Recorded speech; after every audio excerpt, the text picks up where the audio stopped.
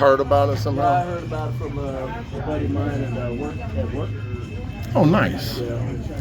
Well, we really appreciate y'all coming out.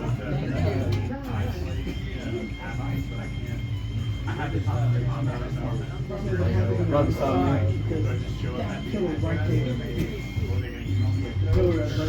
Yeah, yeah, sometimes somebody was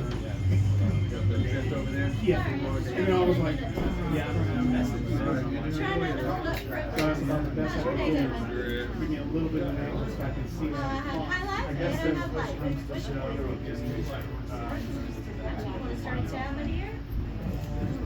Supposedly the film is going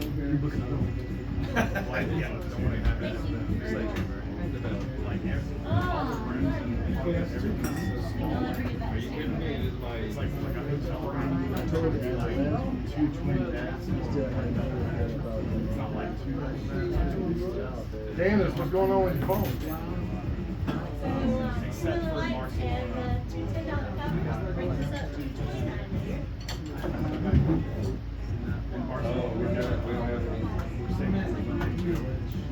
Scorecard, so we're probably gonna have to do.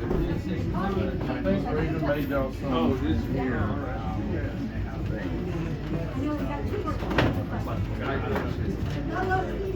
Unless you did.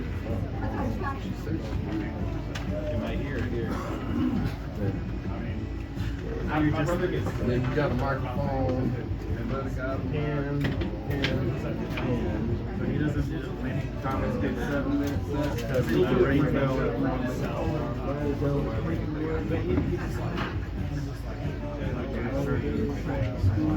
But you can use this for, oh shit, never mind. She actually printed it out.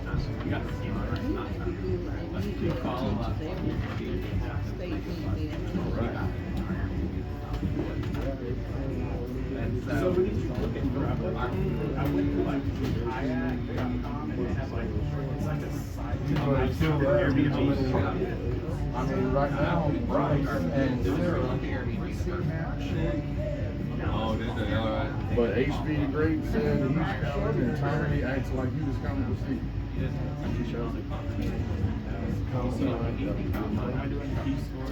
One through five being the highest for each category.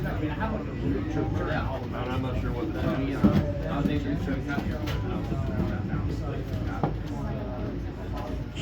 Check. All right. Ladies and gentlemen, how y'all doing tonight? It is comedy night here at the Fox's Lair, and this is the Joust Comedy Calamity. Let me explain how the things work real quick, okay? We're gonna need you to keep your volume down as low as possible. If you need to have a conversation that's gonna be disruptive, please take it outside. And then also, if you wouldn't mind turning your phones on silent right now, that would be great. Then, because I don't want to have to, stick my invisible gorilla on y'all. I have an invisible gorilla. Y'all can't see him, but he's in here, and he does damage, man. But anyway, this is the Joust Comedy Calamity, and the way it works is an open mic competition. Next week is the 6-week shootout. So during the 6 weeks, we take the top people from each night, and we bring them back on the 7th week, and we have a 6-week shootout. They get $200 cash, and they get a photo shoot with a professional photographer. And yeah, they get to use the video for promotions and stuff like that. And sometimes they get gigs off of it just from getting the 6-week shootout. A lot of times they already getting gigs anyway. You know what I'm saying? They sandbagging son of a bitches. So they get 7 minutes every week on the website. I put up a premise. This week's premise is scariest moment of my life. They can write, like a callback or, just insert it into a joke they already got. Anyway, they got to be clever with it, or they can write a whole 7 minutes on it. We are no holds barred here, so you may hear some stuff that might hurt your ear hole, and we apologize ahead of time, but we warned you, okay? You know what I'm saying? There's no holds barred. So, some crazy stuff has happened in this room, and it's been getting crazier and crazier as the competition has went on. So all of the winners from the 6-week shootout come back at the end of the year for $1,000. Well, right now it's just $1,000, but I'm working on some other stuff too. You know what I'm saying? And then they will be crowned the king/queen of the Joust Comedy Calamity. You know what I'm saying? So we have with us tonight as our judges, Mr. Doug James. So the comics will get 7 minutes, and whenever they have 1 minute left, Doug will ding on this. That's what it is. So the comics, when you hear that, you have 1 more minute left. A lot of comics will be like, "Oh, you trying to get me off stage? Okay, I see how it is. You're just gonna ding the bell on me, okay? Well, this portion of the show is over, ladies and gentlemen. I gotta go." And that's not the case. They just playing out at y'all, trying to get some sympathy at the end of their little set. This here is Onion, and he is very eccentric and he is layered. You know what I'm saying? Very sensitive and emotional, and fun to hang around. There's Jonathan Rachel just walked in, and this here is Christian Gray. Christian Gray hails from the West Coast, and he's done tons of stuff, and he's I'm excited. He's a funny motherfucker is what I'm saying. So I'm excited for him he'll close the show tonight, and I think he'll do what, like 30 minutes or something like that. He can do it as little as 20, maybe as much as an hour. I don't know how much y'all like him. We'll see. And that would depend on how long I'd stand up here. If y'all didn't like me, I'd be like, "Fuck y'all, I'm going home." Yeah. 1 minute. Anyway, I got to do this. You know, this is the whole spiel. You know what I'm saying? I'm Happy Bones Jones, and I be jonesing for. Happy Bones means joints. I be jonesing for joints. Therefore, I'm happy, and I'm here for y'all. If y'all need anything, just holler happy, and I'll spring up like a genie. Bring, you know what I'm saying? Oh, there's Diego. Blah, blah. Shorty the comedian. Oh, Stacy's in the house. Jonathan's family has been very supportive lately, and Jonathan, one of our comics that'll be up tonight, a few months ago, he was on Kill Tony in Nashville at the arena, and he kept telling me that his segment was going to come out, you know, and I kept not believing him. And then we actually watched it a few weeks ago here, live all together. So the 2 weeks ago show, I think it is, if you go on YouTube and you look up the Joust Comedy Calamity or Happy Bones Jones, it's going to pop up and you can look for it on there. You can watch the whole show there, you know what I'm saying? On God's promise. Real talk. Oh yeah, that's right. See, I got to remember these things. I got to thank our sponsors, Quest Sound and Productions. We love Quest. And Art of Bell Photography. Amethyst, we love Amethyst. She's the one that does the photo shoot at the end of the 6-week run. I don't know how many photo shoots she's done now. I think like four maybe. Anyway, I think there's going to be like 7 total at the end of the year for the $1,000 prize. So I'm excited about that. Yeah. And I think that's everything. I think I covered everything. Y'all know how everything works. Now, Sarah Crow is here, and she wants to talk about her cat. And I'm a feline lover. I happen to know about the humanoid cat people that come from Lyra. They come from the planet Lyra. And they are pro-human. They are here to help us, you know what I'm saying? They're not one of those assholes that's trying to chop our heads off and do it to our necks. So Sarah wanted to go first, and I'm going to oblige her this evening. So y'all put y'all's hands together, please, for Sarah Crow.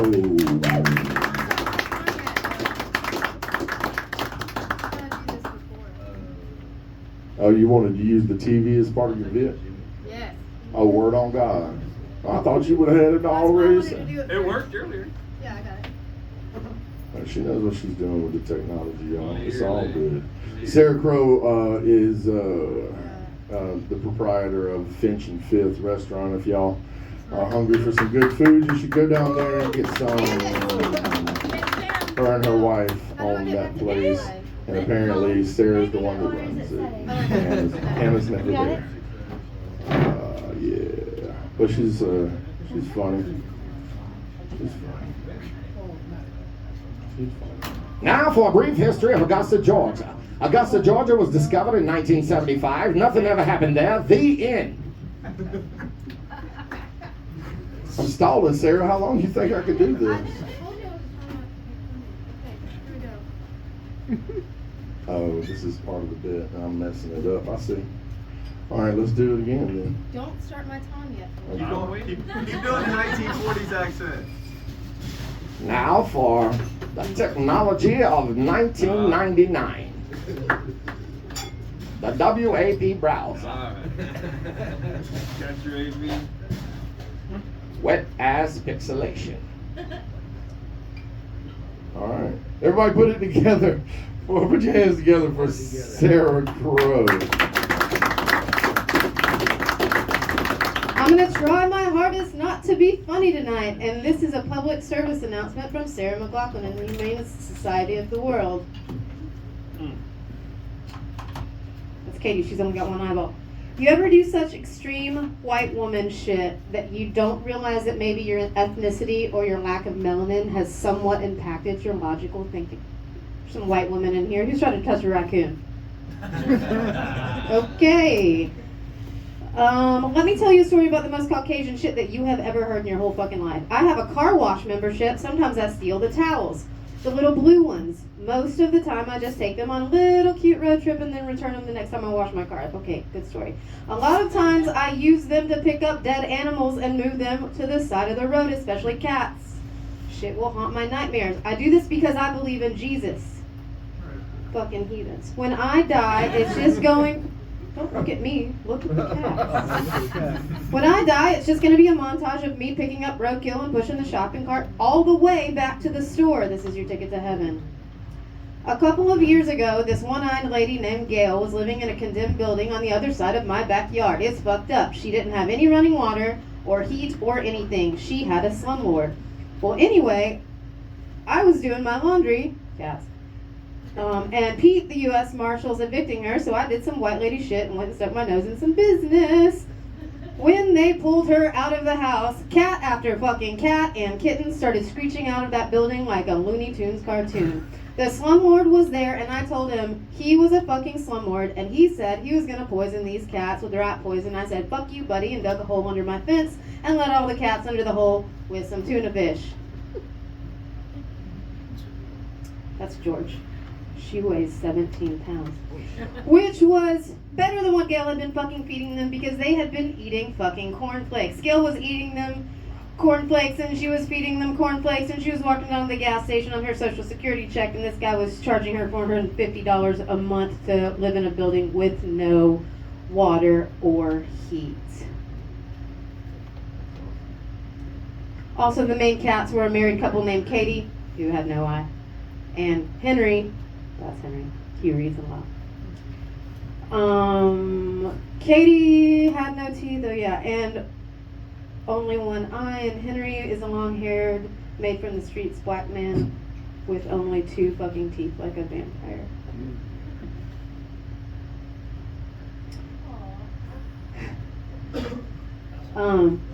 I know. It's really cute, right? It's fucked up though.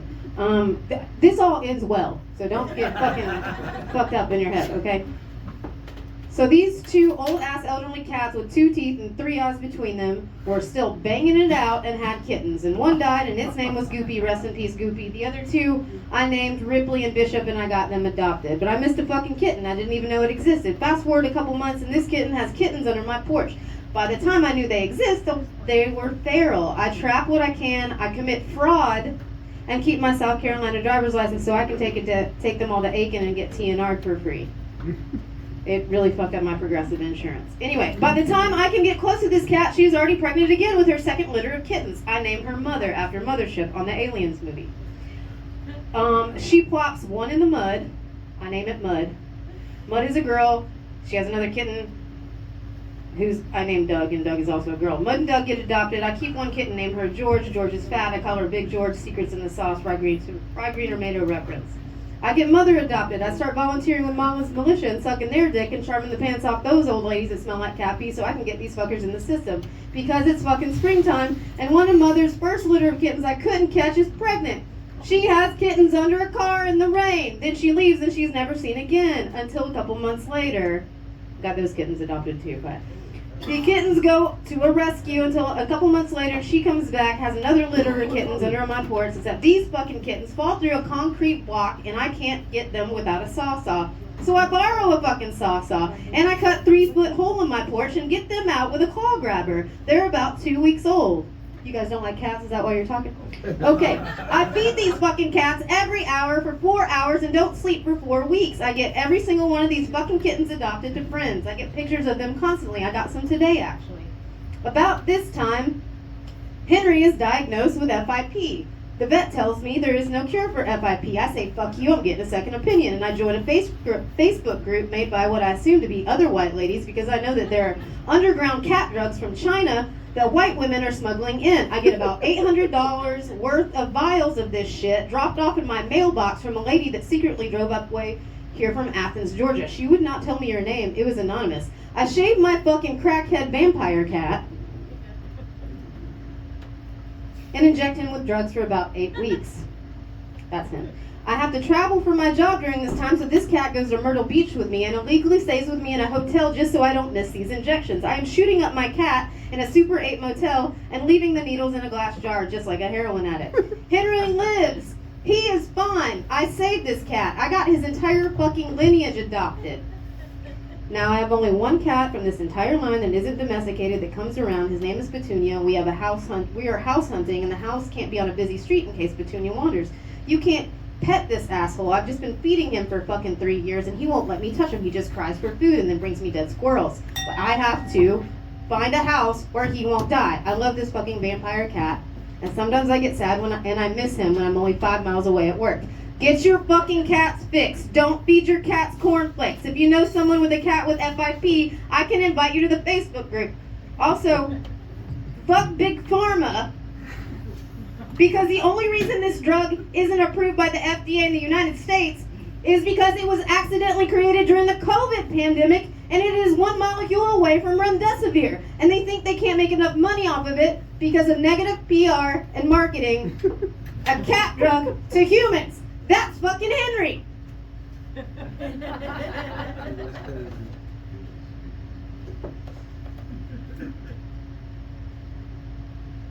That's the first kittens. That's the one I catnamed Katie. That's Mother and her other kittens. That's Mud. That's Doug. That's Henry in the hammock with me. He's so beautiful. That's George. But now she's 17 fucking pounds. There's my spare bedroom I turned into a cat cafe. Bitch, you're fucking cats. Thank you. All right. Sarah Crow. Let's see what you're talking here. First off, raccoon touching is not recommended by the wildlife people. They're like, if you see a raccoon, just leave it be, and you over there trying to pet it. Sarah, you think it's cute because it has hands? Did you ever read Where the Red Fern Grows? Negative.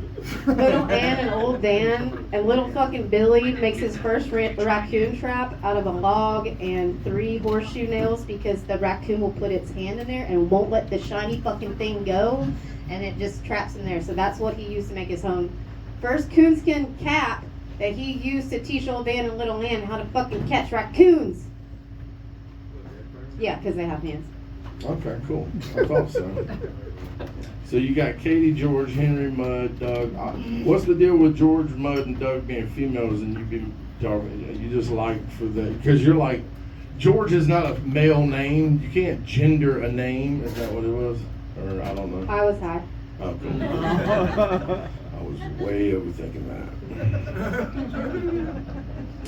Also, Then- Mud, it came out, it was in a mud puddle. Yeah, I got that one. So you said, don't look at me, look at the cats. And that ended up being funny. I liked that. Yeah, shopping carts is one of those touchy moments for me too. I like to I'll take my shopping cart back and I grab elderly people's cart. That's right, I'm virtue signaling, bitches. Yeah. You know what I'm saying? Nah, but take your cards back too, and spay and neuter your cats. You know what I'm saying? And then white people shit, that's real stuff. But every time I say something about white people shit, if I post it, white people shit, if I say that, Facebook flags me for hate speech, and I'm like, bitch, I'm white. Why can't I say shit about my own people? But apparently you can't do that anymore, and so. Facebook thinks you're black. Well, I mean, that too. That's what's crazy is like my AI assistant literally, whenever I ask it to do anything for me, it literally gives me like a black scent.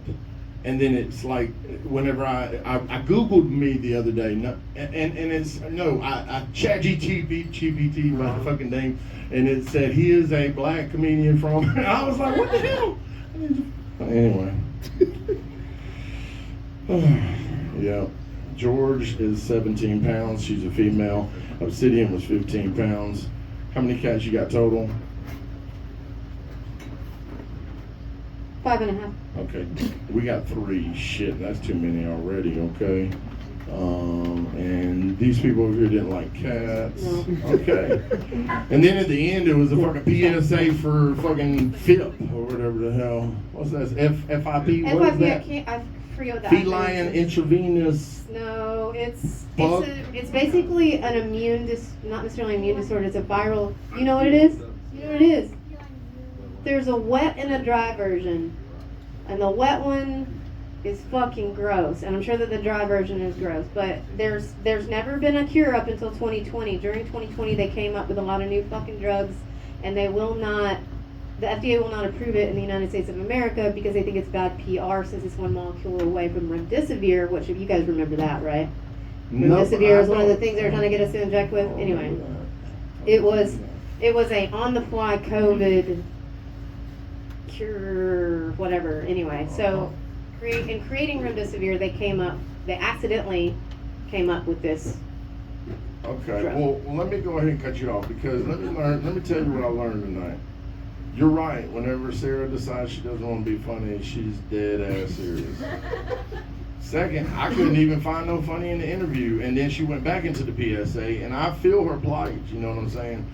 But there's a fine line between preachy and funny, and there was a few funny moments, but I don't even know. I think that's just the way you are, like the way you communicate is funny. So you made it funny in the end.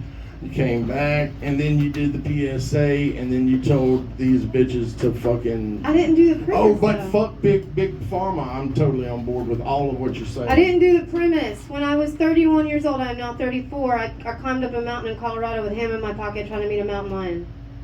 Oh yeah, see, that's some white shit. These cats wish they were like 8 lives short. Like they're gonna keep suffering over and over again. Yeah, this is Christian Gray, everybody. He's the closer tonight. He's from the West Coast. He different. He came down from New York and hang out with his people down here in the South because New York be wanting to go outside when it's nice outside. They don't want to go inside in the cellar and watch comedy. But we so used to the nice outside that y'all was like, fuck that. We're going down in the cellar. So Christian, what you got to say to Sarah Crow in her PSA tonight? You know what I'm saying? What you got to say? I don't even think a Sarah McLachlan montage would save these cats. No, I'm just kidding. That's yeah, I would say the premise is good. I would memorize it a little better so the stuff around you is not distracting. Oh, but you. that's why she said, look at the cat, don't look at me, because she was like, I'm reading straight from this. I was like, that's why you said it. Oh, you sneaky bitch. What you got to say on y'all? That was Shixalicious. I love that. That was a. You gonna give her a pass on this? It was a deliciously entertaining virtue signal. It was mighty right of you. Oh, okay. I just want to educate the community. I mean, you did good. You know what I'm saying? This It was is gonna fantastic. go out to. I mean, This is that gonna is go out to the exactly what I universe. I live in expect out of Old a Town, raccoon. a couple blocks away, and there's just rabid cats everywhere. Well, yeah, I did live I on already Third made it to Ellis the right over 6-week here, shootout. and the lady across the street had 20 cats living underneath her house. It was amazing. What you got to say, Doug, about the cats, motherfucker? What's going on? I named one after you, Doug. I know this. I know this. Well, you're well on your way to being the crazy You cat come on lady in the in. neighborhood. It's all good. And You're surprisingly bad at naming your cats. You've demonstrated that, and She said she was high. but you know it was a good story. But I swear I could do the exact same story and just substitute stage hands that I know, and it would be the same exact. You know, so I kind of knocked you some originality points on that for that. But yeah, otherwise, I hope you got it off your chest. Love you, man. You know, I would like to add, Sarah, that My therapist is fucking pregnant. I would go every Monday. I was so excited to We end are this. your What are y'all therapist now. doing? Come on. You're Y'all ready? Or What? I would like to. You add called me a one fat thing. whore? yeah. I'd like to see that on a. I'd like to see that on a YouTube, even just read the way that you have it. Which Oh, I I thought love you because it's meant part my of you. pregnant therapist. Okay, Wow. everybody give it up for Sarah Crow.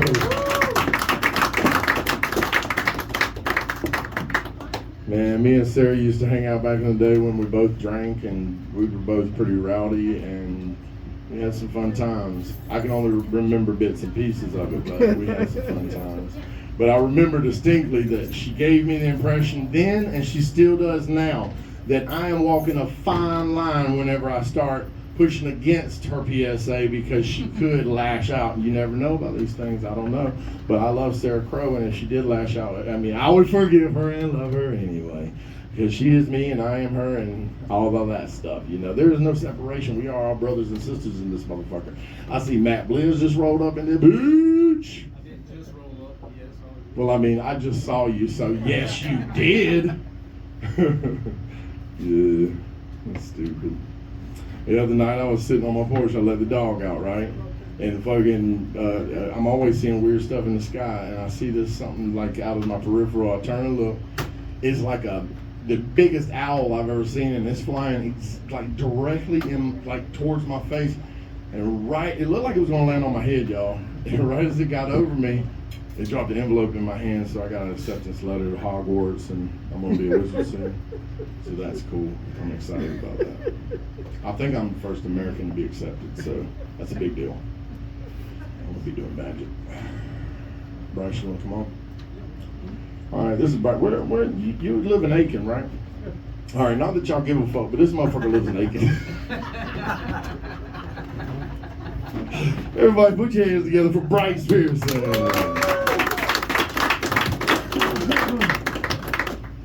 Yeah, well, I learned a lot about cats. I know that.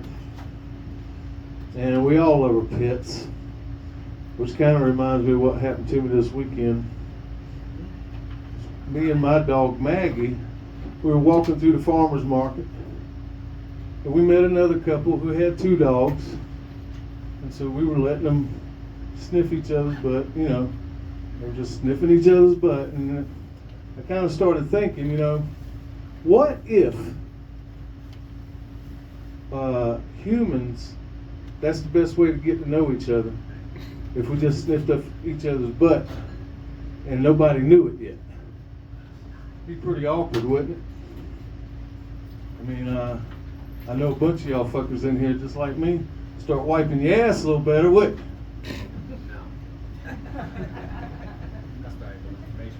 All right, back to the premise joke.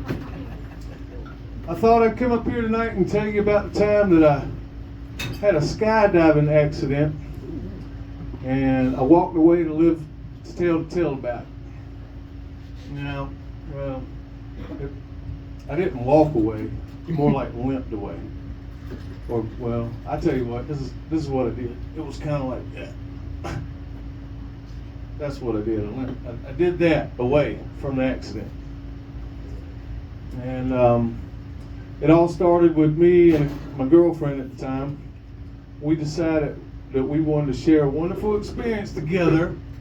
And we both did want to go skydiving, but she didn't know prior, a few years back, that I actually wanted to go. That's where I wanted to do it, was in the Keys. So I managed to be able to talk her into it. And so, packed the Jeep up, headed down to the Keys. And so it rained real hard the night before. And so the people at the airport, they were, you know, we had this thing booked, and they kept saying there was low visibility that morning, low visibility. About 10:30, They finally called us. They said it was clearing up. We could go. And we were sitting right there by the airport. So it didn't take us long to get there. And when we rolled up, we ended up having to watch the damn 10-minute video, and you know, they told us everything we had to do. And one of the things they told me I had to do was when we right before we hit the ground, he was going to tell me to put my legs in a 90-degree elevated position. I said, okay. Well, you gotta understand something. I was a big boy too. I was 250. I didn't weigh what I weigh now. A fucking lard ass. And the weight limit was 250, and they weighed me in at exactly 250. Yeah, big boy was redlining. But these guys, Christy didn't weigh but $1.05, $1.10, and these guys weren't but a little bit bigger than them. So yeah, they seemed to think that I was a fucking problem.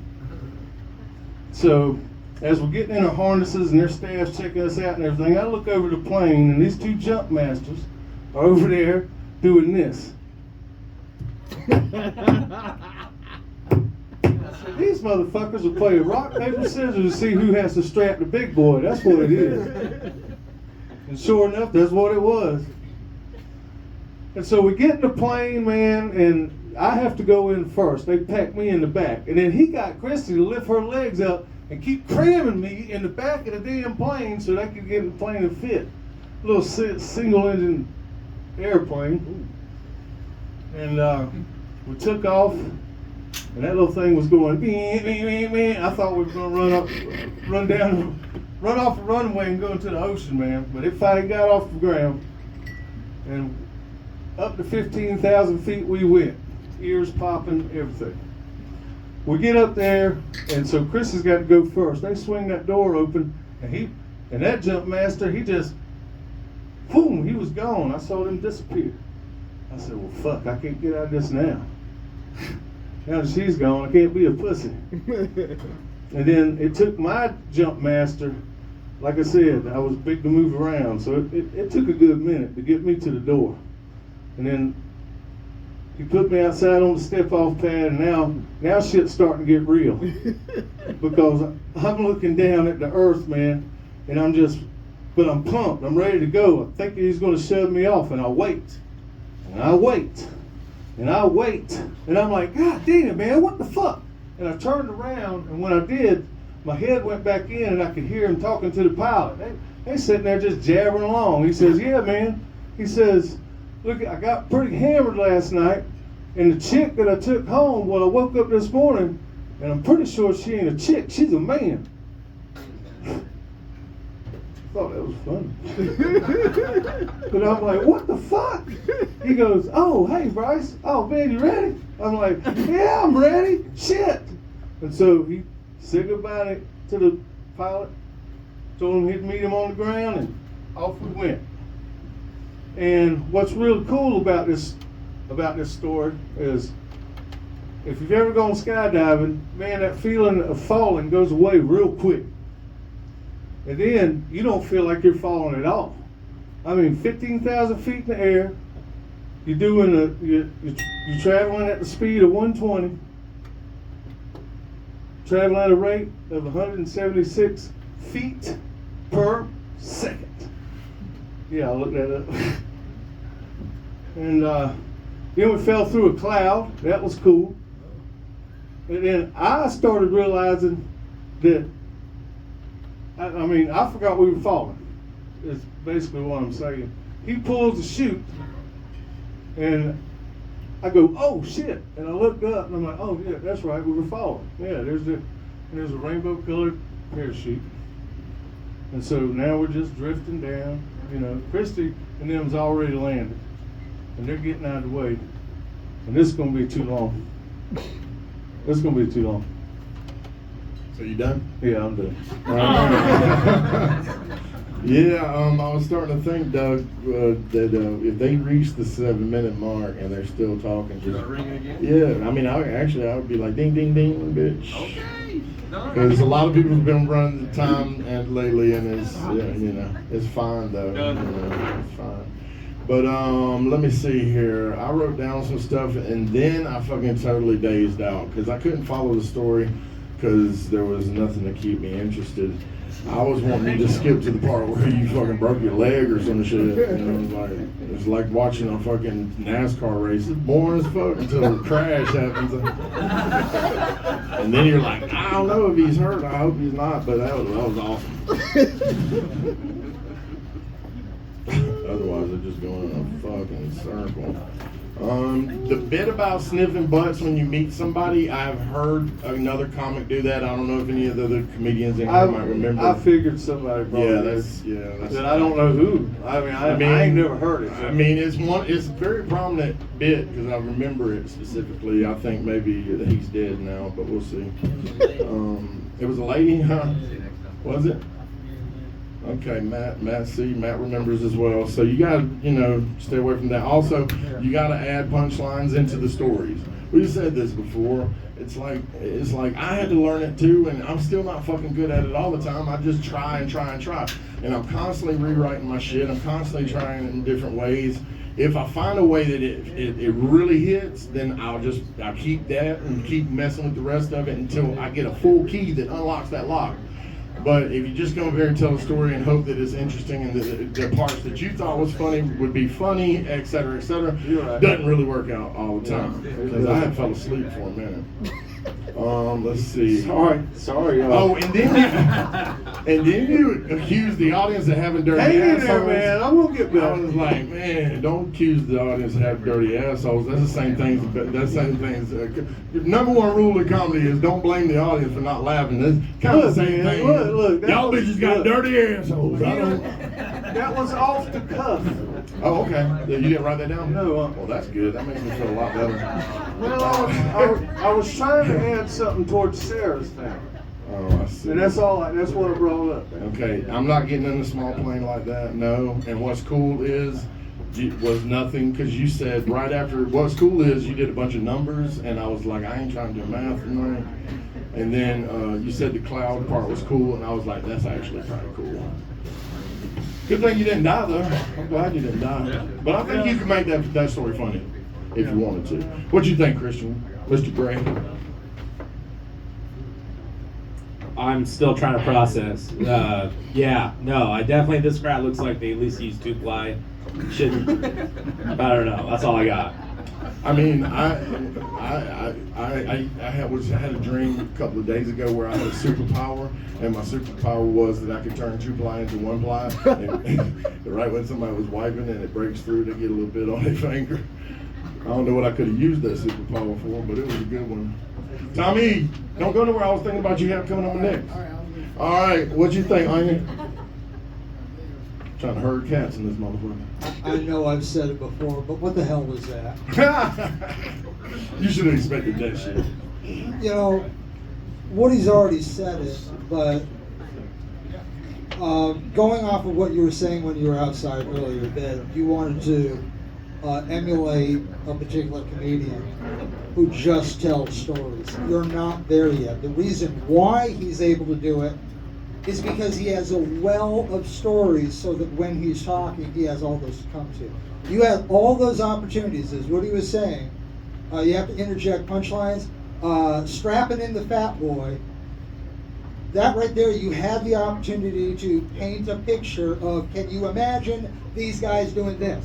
And then get on with your story. And you had all of these spots. Saying what you look like a ham that was wrapped up with rope or some shit. So you've got it. Just take some time that those little scenes that that's a funny look. Well, describe it to us. All right. Okay. That's actually valid criticism from Onion for once. I think that happens every 20 times. I'm just kidding. I'm thinking about it. He's absolutely right. I know. I'm gonna work on that. What you think, Doug? Well, the last 20 seconds was it was almost looking like he was about to turn it into brilliant, but it's just too much of a lead up, man. It was just you lost us early on, and then it finally right after I rang the bell, and you started like. Some shit started dropping, but then, you cut yourself off. But I can't. I just reiterate what they told you, man. Good job, though. All right, y'all give it up for Bryce. Good. We'll see him again. All right, let me step this motherfucker up and go ahead and get y'all's next comic up here because I feel like it was all to a slow start. You know what I'm saying? Bang, bang, bang, bang, bang, bang, bang. Tommy, where you at, fool? Oh, there he is. See, he hid right behind that motherfucker, so I couldn't see him. He's like, let's see if he sees me. Everybody give it up for my friend Tommy Archer. Y'all noticed that I can only sit in a couple chairs in this motherfucker. My feet don't touch the ground. You know? God damn. Yeah, there's 2 Invincibles in here tonight. Y'all know the superhero, that little new superhero, the white and red? And one dude went and go hold his dick. I know y'all be fighting over who's got the bigger one, so. Are you talking to me? Yeah, man. Omni-Man, that's who it is. Because you don't have a full-on, you don't have a healer stash. You got it. And you got the. I avoid those. You got the side stretch that makes you do Omni-Man. That's his name. Okay, thank you. Yeah, Thank yeah. you. Halloween then. I'll do it for Halloween. It don't matter though. You ain't got no more pussy than Sarah.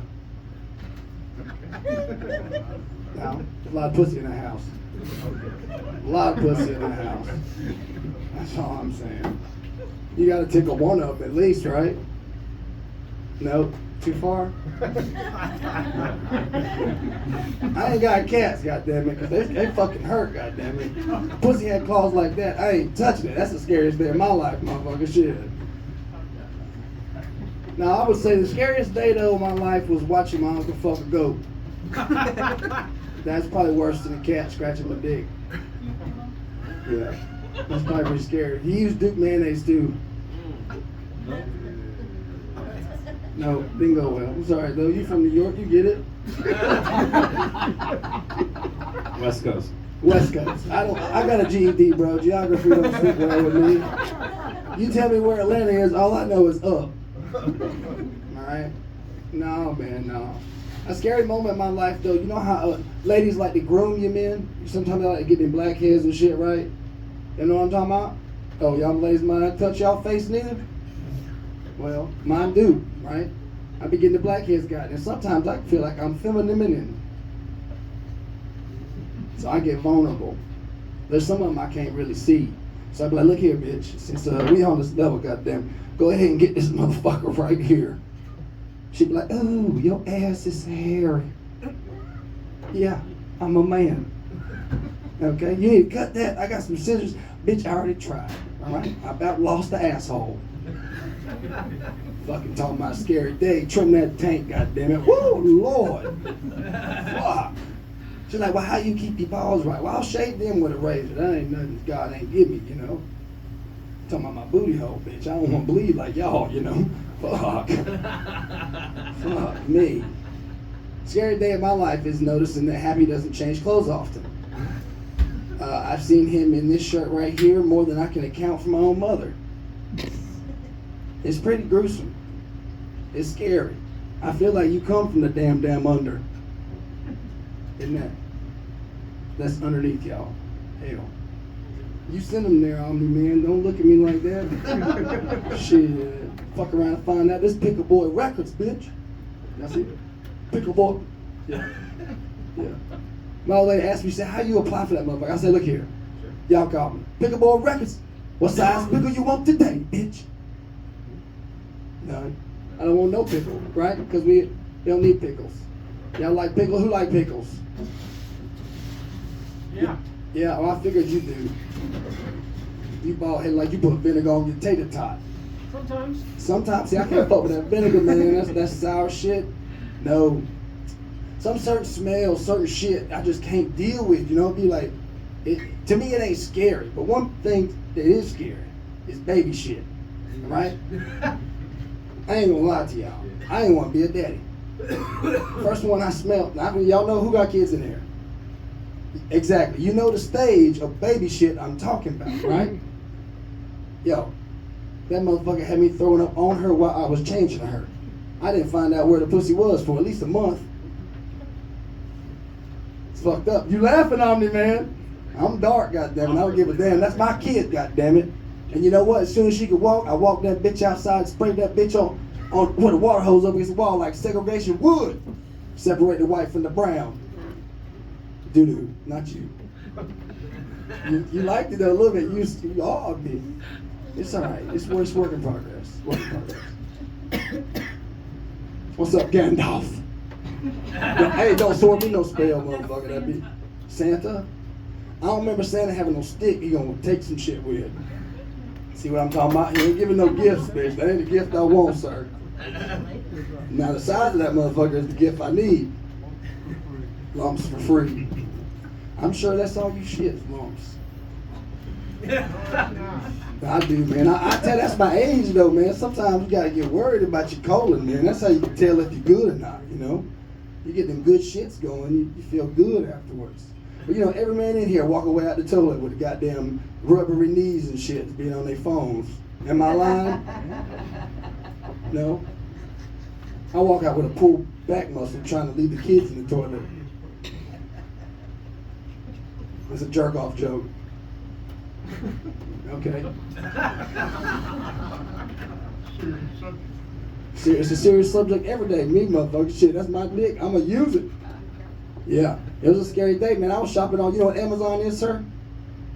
Santa Claus, you know what Amazon is? I know it's a competitor. Do you know what Amazon is? You do? So you know, like Alexa and shit, like, you know, they have like wish lists. So like your wife could have a wish list. So I go searching my wife's wish list, and I found chocolate black dicks. What am I supposed to do about that, Sam? What am I supposed to do about that, Sam? Come on now. You gonna grant me an extra extension? Give her the card, goddammit. She gonna swallow them bitches up like goddamn dessert, motherfucker. Shit. All right, y'all. Thank y'all. All right. Okay. I hadn't seen you in a while. I really hadn't. It was 2 weeks ago, guys. I hadn't heard. I hadn't heard any of that. You talked to me today. What's funny is I fucking like every time you get up here, I never know what to write down because it's like you're not really doing jokes per se. You're just jabbing, and then like your inflections is what's funny to people. Like your little in betweens is what people laugh at. You know what I mean? She scared me the whole time. Yeah, she's very intently staring and paying attention, which is a good currency. She got high so prescriptions. I'm gonna get her one day. I got mine in the car. She's looking you dead in your eyeball. No, I'm just picking. I'm Yeah, sorry. and then I did put a note here that Atlanta is more west than up, but okay. It's still up though. I'm not wrong. Well, yeah, anuses are sensitive. That's true. You don't want to scratch that or cut that. And then I think pickle boy would be funnier if you said pickle boy. Two boys. Vinegar on tater tots sounds yummy. Green pea poo is nasty. I don't like that green pea. Green pea poo? Squirts, all that baby station Yeah, shit. I don't I'm like not doing it. none of that. No. Washing that Yes, bitch sir. off in the sink with a water hose, bitch. That's why my baby mama left me. 8 months old, she was like, "You ain't gonna change one damn diaper." No, she left me when she found mine against the brick wall. I said, "Okay, maybe your coworker will change that diaper." She married him 3 months later. Okay, let's see here. Moving on. Colon. The colon is the reason that I wear these same shirts over and over again because I have a colostomy bag, and these are the biggest shirts that I have. But hopefully the surgery will be reversed soon, and I'll go back to changing my clothes. But I'll be washing them and shit sometimes. Raven makes them.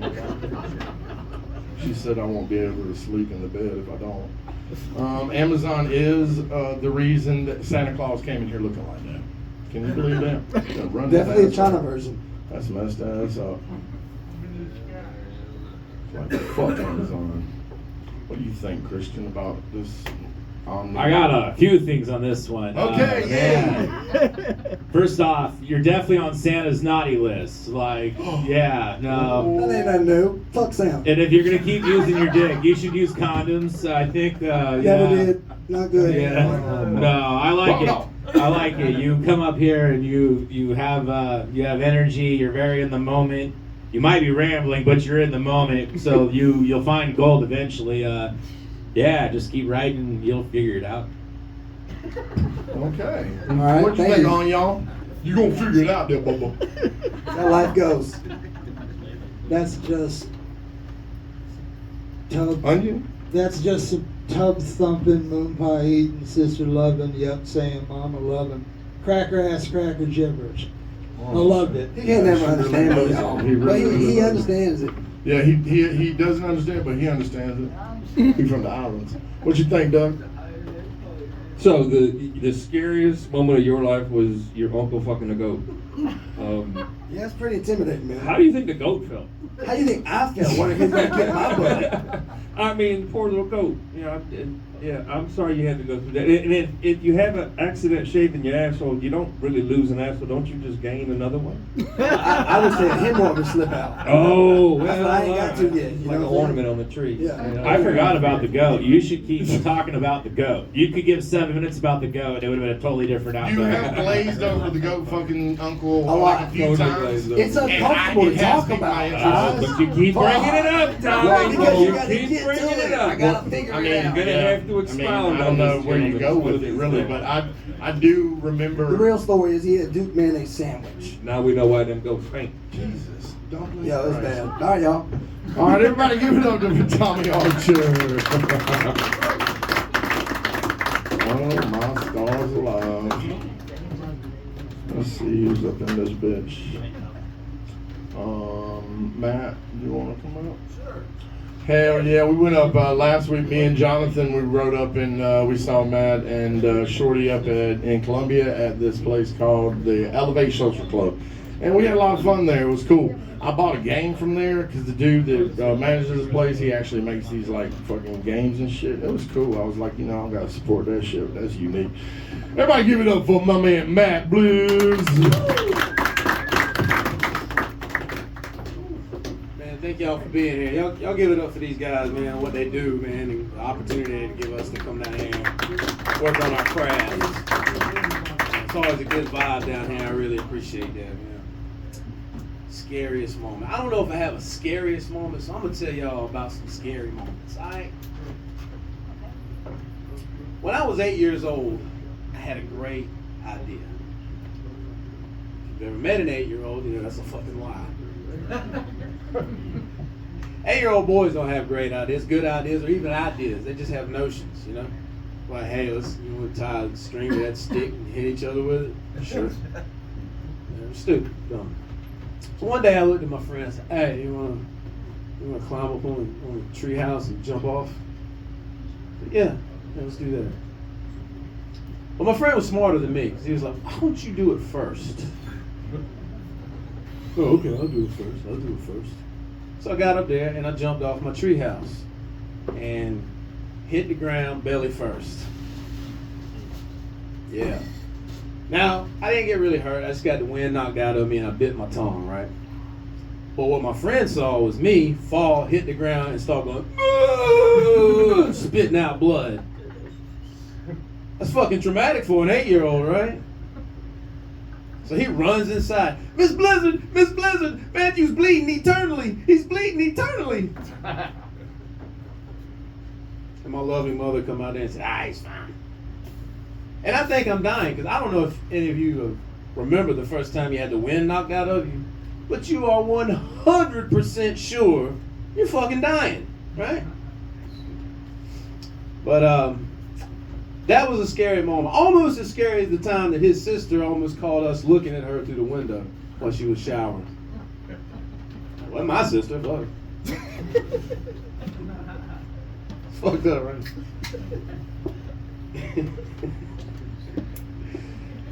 Yeah, man. But as a kid, I didn't make a whole lot of good decisions, man.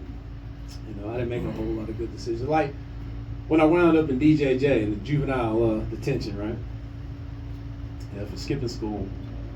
And I got the shit beat out of me about every day. I was a little white kid. I deserved it. But one day, a few of these young guys cornered me and was about to jump me, right? I was scared shitless. Literally, I had just shit my pants. There was no shit left. And they were coming towards me, and I did the only thing that I thought I could do. I pulled out my dick and threatened to piss on them. Like, take one more step, I swear to God. Now, that sounds like, you know, they're about to beat my ass. Well, you know, they can get a little bit. No, I'm telling you. They backed up. Made them really think about it. Do I really want this guy's piss on me? So, they came forward a little bit, so I had to let them know I was serious, and I hit one of them. Oh, I'm hit! And they left me alone, man. They left me alone. Because you know what they say, if somebody's gonna jump you, if you piss on one of them, the rest of them won't. Y'all never heard that growing up? Guess it was just me.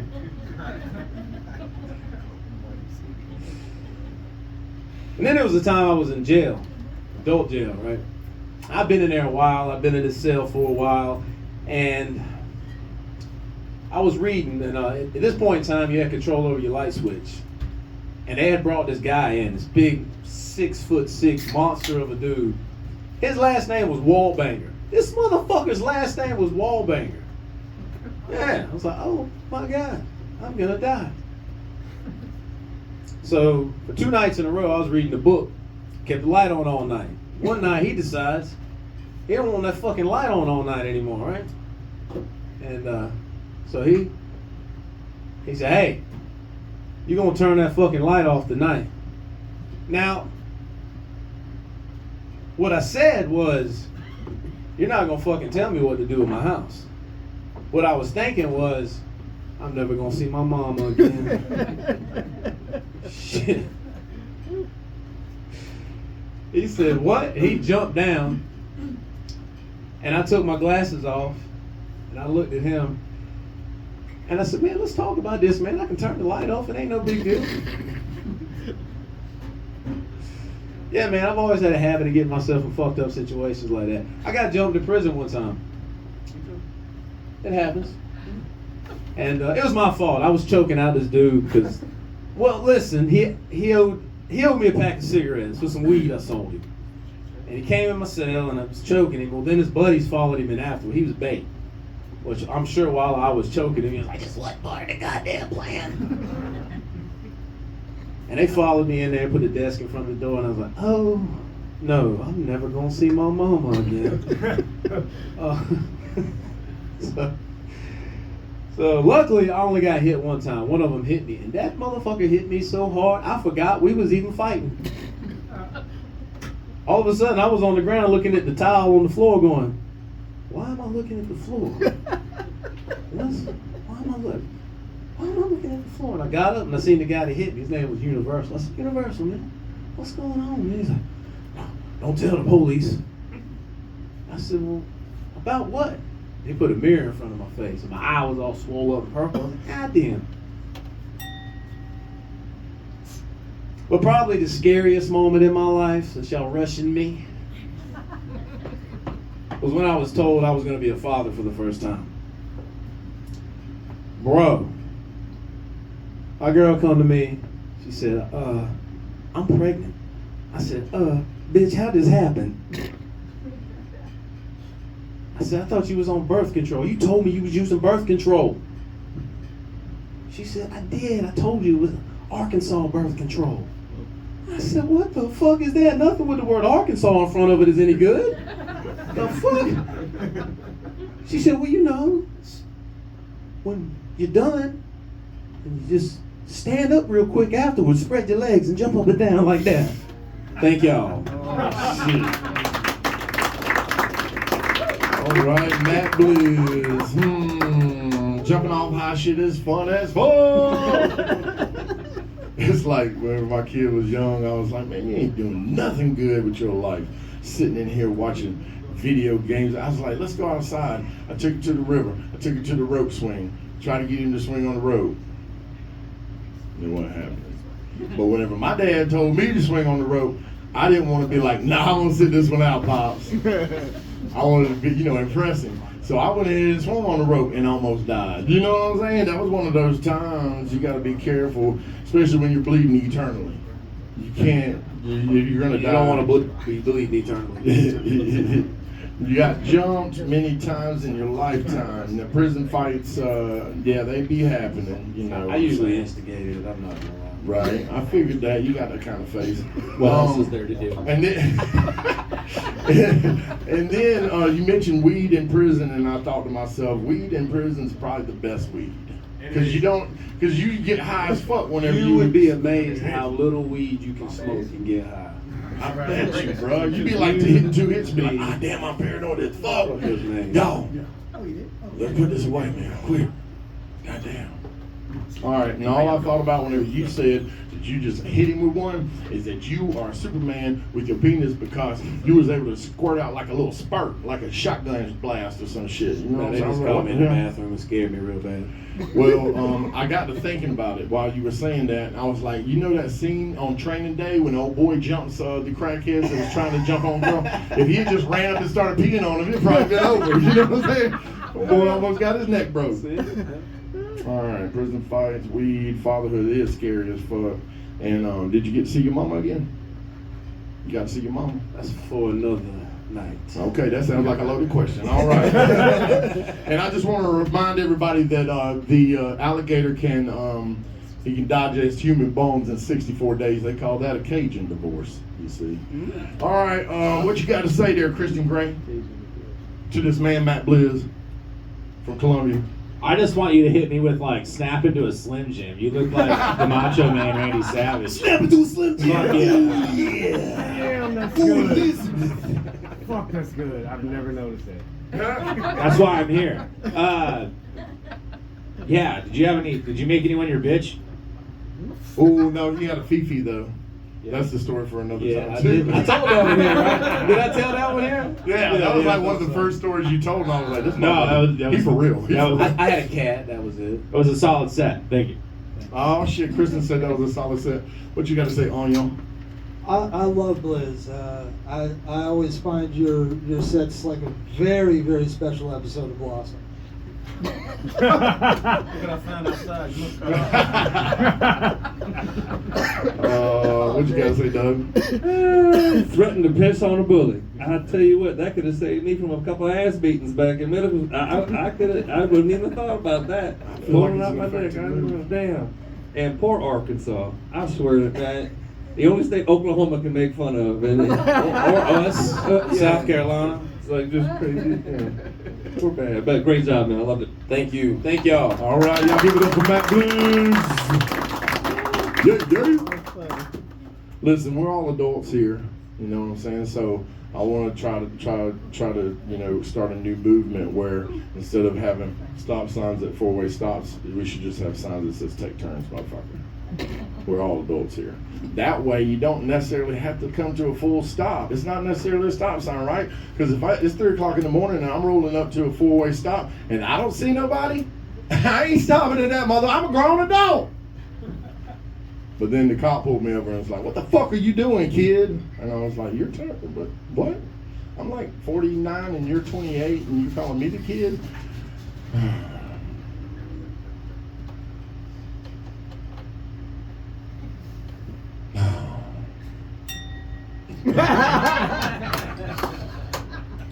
Thank you for the comic relief tonight. You saw me stalling out like that single engine plane that Price was in. Is that Dave Minor? Dave, you want to go up? Not yet. You son of a bitch. You dirty ass motherfucker. Come on, Shorty, let's do this. Shorty! I'm sorry for being not funny tonight, motherfuckers. But Shorty's funny. Y'all give it up for Shorty the comedian. What's up, everybody? How you guys doing tonight? Okay. So tonight we're talking about the scariest moments of our lives. I got 5. I remember 5 moments that I was just terribly scared. The first one was when I was 6 years old. I was at my uncle's farm, and my uncle had a lot of farm animals, from chicken, turkeys, all the way up to cows and bulls. And one day, one of the bulls tried to run me over, and my aunt, my uncle's wife, she saved me. She somehow scared the bull and didn't run me over, and I was terrified. Like, I almost pissed myself, because remember, I was 6 years old, so everything looked bigger to me. And when I saw this massive 600-pound beast running and charging at full speed and on battle mode, that shit was scary, man. Like, fuck, man. Even the bull got scared. So that shit was very scary. I think the second time I really got scared was when I was around 15. I was in high school, and I was playing wrestling with my friends, and one of my friends was on the floor, and I got on a stool. You know, like I wanted to pretend like I'm jumping like off the ropes and falling on him on my stomach. And when I did, the stool fell because it's a fucking stool. And I landed with my face on his dick. Like I hit him so hard, he stopped breathing. Like he was fainting. And I got scared. Like, fuck, man, this guy's dying. I was 15. I didn't know, like, oh shit, you can die from this. And I got scared, man. Like, but not for him, for me. Because I can't go to prison with a crime like that. What the fuck kind of street credit is that? You know, like, what if somebody asks me, like, why you here? And I try to look tough, you know, like, I killed somebody. How? I blew his dick off. With what? My face? Jesus Christ, by the end of that sentence, I'll be gay. I'm just gonna say that shit, that sentence is gonna change the rest of my sentence. So I got really scared that time. The next time I got scared real bad was when I lost my virginity. Because I wanted to be special, and I ended up crying. I know it's a little embarrassing, but in my defense, it was my first time, and I did not know she had pepper spray. Okay, so that shit was scary. All right. The next time I got scared was like the fourth time I got scared was when a few years ago. My 18-year-old girlfriend back then told me she was late. And I panicked. Like, I was so fucking scared. Because, not even for her or me, like, it was mostly, you know, like, how am I going to explain this at home? Just how, you know? And luckily, the next day, her period came. And finally, man, I could breathe. Because I didn't have to explain nothing at home. So my wife never found out. So that was okay, I guess. And the last time I really got scared, this happened after my divorce. I was dating this girl, and she was epileptic, and she didn't tell me. I found out while having sex. Like, I was giving my best, and suddenly she started like. And I was like, oh shit, I got this, you know, and I was like, oh fuck, man, I was like so happy. I never been that good at this shit, you know, like, I was having fun, man. I was making videos and shit, you know. She was just like fucking collapsing over there. I made rhymes, you know. This dick may not be so big, but it packs like a sewing machine. So I started playing. I even made the sound, you know, like tuku, tuku, tuku, tuku. So I was having a lot of fun, man. But then I realized something's wrong. Because she didn't stop shaking like for 5 minutes after we finished. So, and then she started like white foam came out of her mouth, and I was like, oh shit, I did not come that much. And yet she, like, I called 911 right there, and they told me, oh shit, she's having an epileptic attack, you gotta hold her head. And I was like, oh, okay, I got it. Like, now what? Oh, you gotta put something in her mouth so she doesn't swallow her own tongue. Okay, what now? Oh, you gotta wait for the paramedics. Can you do that? Yeah. So yeah, that was the last time I got that shit on my mind. Thank you very much. Have a good night. Oh, dear heavenly Lord bones. First off, I would like to say that bulls are very large and scary, and I would not like to mess with one. I remember my uncle had one, and I never went close to it because it was very large and scary. Oh, you should have seen my aunt. So when you were 7 years old, you were little and everything looked big, right? Yeah. And then you were 15 years old and everything looked big because you no, were the little. fucking same.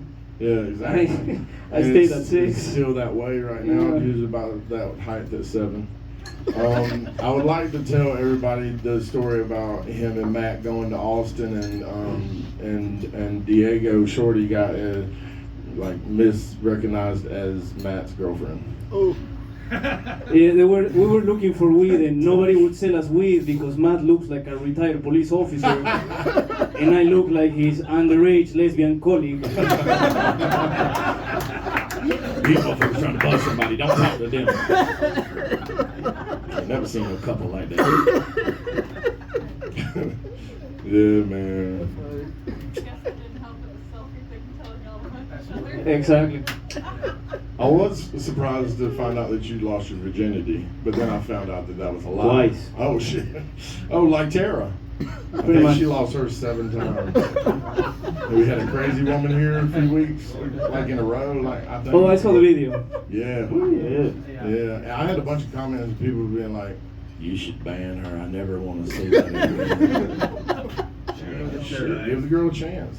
All right, so you was dating an 18-year-old, and how old were you? That's classified. You're a Peruvian pimp. I'm young. Do you That's all like I can people say. from Chile?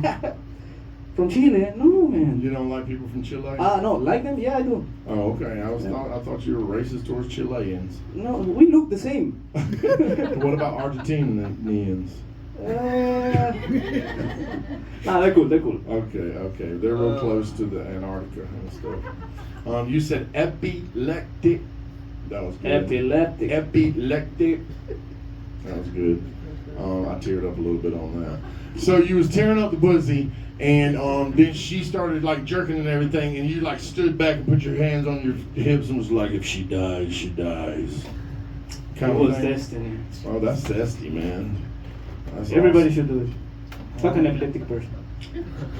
I mean, that's crazy. But I wouldn't put my dick in her mouth because when she clenches up, you know, bye ding dong. You know what I mean? What do you think, Christian Gray from the West Coast, not New York? You guys, I've already done what you guys were already thinking. I've already called ICE. They're on the way. He's got a citizenship. He defected from Peru. No, I got my shield. If you're blowing it with your face off, like that's probably a good move. Like that's the move. Keep doing that. No, that was a great fucking set. Thank you. Hell yeah. Appreciate What you it. think on y'all about Shorty this week? Thank you, sir. Did he say baklava? I thought that was German. I want to think so. What we were telling Bryce earlier about building up and painting pictures, you did that with each one of them. That's the instance, and now when I paid you a picture, imagine this. And you built it up from small bit, a little bit longer, and then hit us with that great one at the end. Really well composed. Well done. Thank you. Appreciate it. There was some good physical comedy in there too. What'd you think, Doug? Well, I think thanks to Matt, you have the blueprint now. Should you ever come face to face with a bull again, you should go right ahead and piss your pants. So therefore, the animal will then deviate because even the bull will be like, "God damn!" So keep that in mind for next time. Awesome set, man. Loved it. Thank you. Appreciate Hell it. yeah, y'all give it up for Shorty the comedian. Put my shit down. Shit, I thought something was seriously wrong. Did you turn that little sign? I hit the applause button. Okay, yeah. You son of a bitch. I thought something was broken. I turned it on. I got this fucking soundboard thing off of Amazon for like $20, and I was like, I'm gonna try it out. And I bring it, I hook it up, and I never use it. So, and then I don't know when to use it, so I push the button, and then it's awkward. Yeah, it's awkward. And then he turns it down, so the bit's totally messed up. You turned it I off? thought something was broken. You son of a bitch. Anyway, is Ian still in here, or would Jonathan want to go up? Sure. Is Ian still in here? Ian not? No? Okay. Come on up here, Jonathan Rachels. Jonathan Rachels is one of my favorites. Y'all put your hands together for Mr. Jonathan Rachels. We're going to see what happens. Sarah pop up from somewhere. I'm going to freak out. What's going on, guys? How y'all doing tonight? Alright, we're gonna get a little up close and personal. Cause I ain't right shit. Oh my god. I don't like that either. I wrote a few things down just from looking at this crowd tonight. I didn't know that we had a senior citizen discount going on, so thank you guys for showing up. We appreciate that. We appreciate that. We got Happy's dad, Almost Bones Jones, over here. He looks like if Santa Claus pulled a sled led by Harley Davidsons. Yeah, that's actually him. Oh, I can tell, trust me. That hat he's probably had since Nam, ain't it right? I want to thank this guy for taking time off from being a picnic tablecloth to come down here tonight. It's an honor. Onion, I saw his hands for the first time ever last week. Onion's hands are so white, I feel like when he snaps, it just sounds like a whip cracking. And then Doug just looks like Bill Nye the audio guy. Look at him. Yeah. I love that. I love that. We got who else we got in the crowd over here? Okay, we got my mom and my dad, my stepdad. I like to call him my stepdad. He's actually, you know, he's really like my dad, but I call him my stepdad because I like to tell people my dad's a piece of shit. So it's my stepdad. We got my mom right here. She fucked the piece of shit. That's terrible. My mom's like 6'3". My stepdad's like 4'11". I know. He's been pissed off for years. He's always 1 inch too short. Could have had a disability check every month, but fucking not, dude. I don't know why you didn't just take your shoes off when you went to go get checked. That don't even make no sense, Brad. Come on.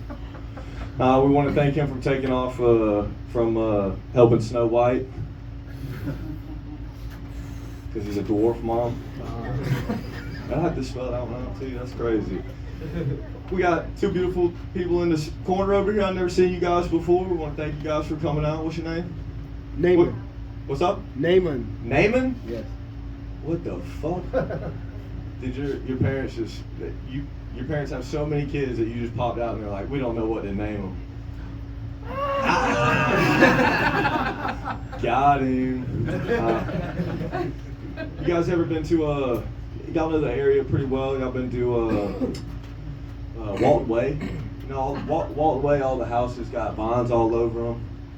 I feel like if my lady in the green ever was on Walt Way running from the police, she could just go up to the house and be like,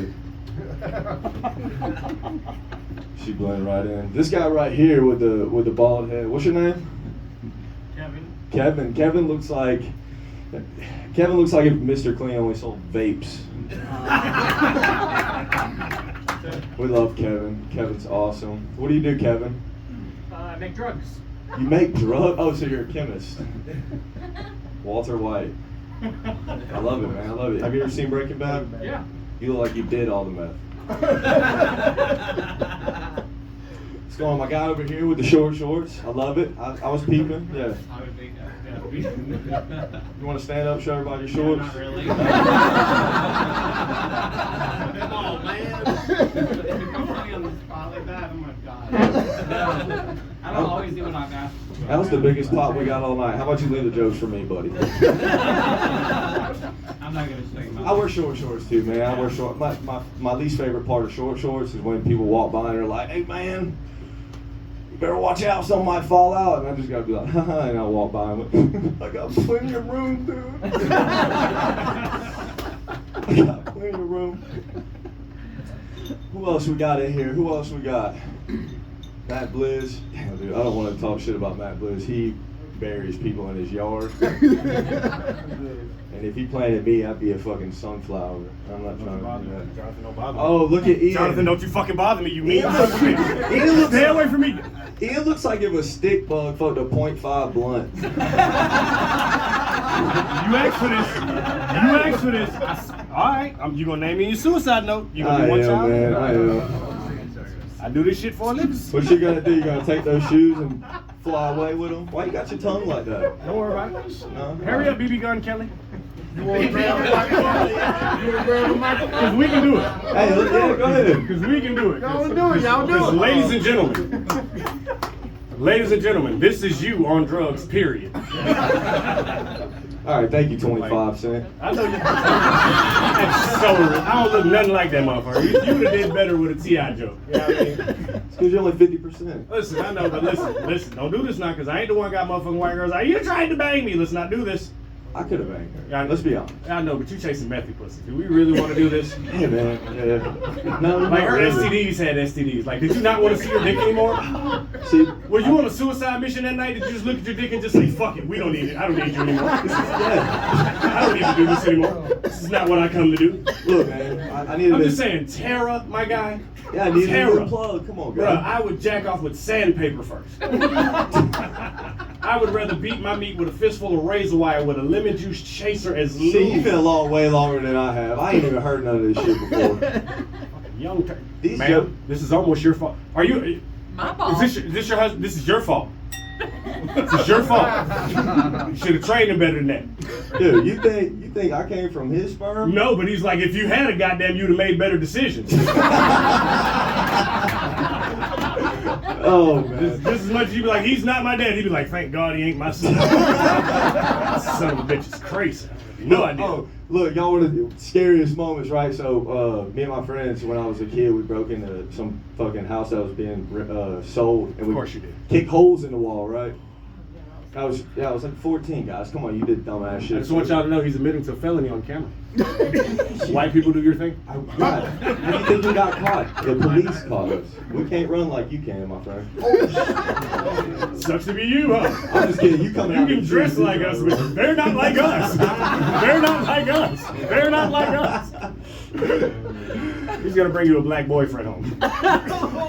And shit, that's time. Oh man! All right, well, let me dish this out because I mean, motherfucker, dude. First off, okay, you know, I like to think that I'm one of those motherfuckers that, you know, and I always preach like, we gotta lift each other up, we gotta love each other, we gotta lift each other up. But this motherfucker's starting to be funnier than me, and that's bullshit. Good shit, John. He's surprising me every damn time he comes up. And this time he's talking about, I ain't running nothing, I'm just gonna fuck with the crowd. And then it worked. And I rarely see that when the motherfucker has been up like what, 25 times total? So fuck him. Oh, wow. What you gotta say, Christian? You guys are my test run on crowd work, so thank you. I know I didn't let you guys talk much just because this motherfucker was funnier than me, and I didn't want that shit to keep happening. You're the guy that just like bullied everyone in high school and nothing bad happened to you. You just went about your life, nothing happened to you. You just kept fucking with people. You didn't bring no jokes and you fucking murdered. Good job. Right? Did you What read you my think? biography? Oh, shut up. Did you read my book? No. No. Dear Lord, I don't even understand where he's going with that one. Onion, did you read his book? You don't look like you can read or write. Illiterate as fuck. Was it a picture book? It's a children's book. Hell yeah, like 3-letter words or less. Fuck them kids. Fuck yeah. Go to motherfucking sleep. Yo, Charlie Mack is my dude, yo. He's a beast for that. Shout out Charlie Mack. Shout out Charlie Mack. You gotta go get that book. It's actually a children's book. Right. It's Called a Go to children's Fuck book to Sleep. for adults called Fuck Them Kids. It's hilarious. Go Yeah, check it out. Charlie Mack is doing some big things. He's Yes, he is. international now, this motherfucker. I met him in Alabama, man. Yeah. At a Def Jam audition. We were auditioning for Bob Sumner. Yeah. Comedy Right House. on. For Def Comedy Jam. And no, that was okay. Yeah, okay. Yeah, no, I didn't know he had South Carolina ties till I moved here. Cause he was in Texas when he came to Bama, and we met there. Yeah, I keep talking to him about coming here, so whenever he slows down, we'll see. What you think, Onion? Fucking Simon Cowell. You ain't seeing those for a while. So keep that shit up. What was your mistake? Dear Lord. Yeah, you made a mistake. What Talking was shit your to mistake? Ian. Never lose control of the room. You gave up control to someone else. He gave my control A up. fucking Cowboys fan. You Can't blame me, motherfucker. Hey man, I wasn't gonna lose my black card in front of these 1, 2, 3, 4 black people. You know, that shit would have spread. I wouldn't have been able to go back home. What you think, Doug? Bill Nye the audio guy. Oh yeah, that was good. I'm totally stealing that shit. Hey, and honestly, the blunt, fucking, what was the That thing? shit was good. Yeah, that That was came out of nowhere. That shit is good. Hey, you gotta keep that for the Yeah. fucking funnier fire Yeah, shit. that's all buckets. That's good. Sorry, Doug. But I'd have given you more points on topic had you not given us more than 30 seconds of the topic and you the other time just pandering to everybody. But whatever, you made your point and we all laughed for it. So great stuff, man. Hell yeah. Damn, give it up for Jonathan Rachel. So the scorecard only has like 5 spots on it, and Christian leaned over to me and was like, "Is this the last one? Can I go up?" And then I was like, "No, I'm sorry, we don't fucking do shit right around here. We got a few more to go." And, You're stuck, buddy. The state politics would show that. Oh yeah, fuck yeah. I'm not part of that though. I'm a divergent.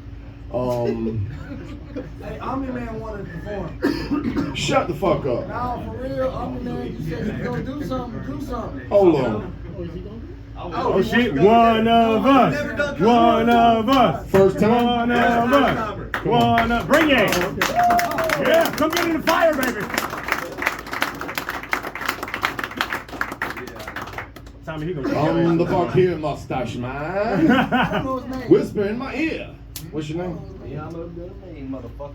Miabo been a mean motherfucker. Okay. My name's Ben. Ben. Everybody give it a gig. Fucking Ben.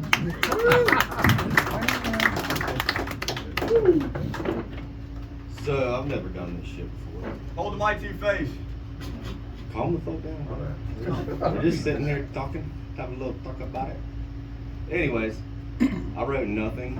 Was not prepared to do this. So I'm just gonna tell some stories. Nah. So concerts in 2010.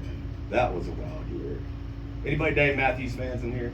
Any music fans of Dave Matthews? Alright, so y'all remember in the early 2000s Birkenstocks were a thing? They were fucking gay. I don't mean anything by that. Jonathan. Anyways. Fuck that, speak your truth. So we're tailgating for the concert, cooking brats, drinking beer. I'm very underage at the time. And these guys walk up wearing fake security uniforms. You know, they're like, "We need to confiscate your drugs and alcohol." And I was like, "You can't have them all, but you can have a little." So we proceeded to take Jello shots off of girls' tits with fake cops because we thought they were cops. So we kind of got in the bag of shrooms that day, got a little trippy with it, you know. Anyways, we proceeded to the concert, getting free. This girl's dad got us in, and I blacked the fuck out, like an 18-year-old does, and he drinks entirely too much.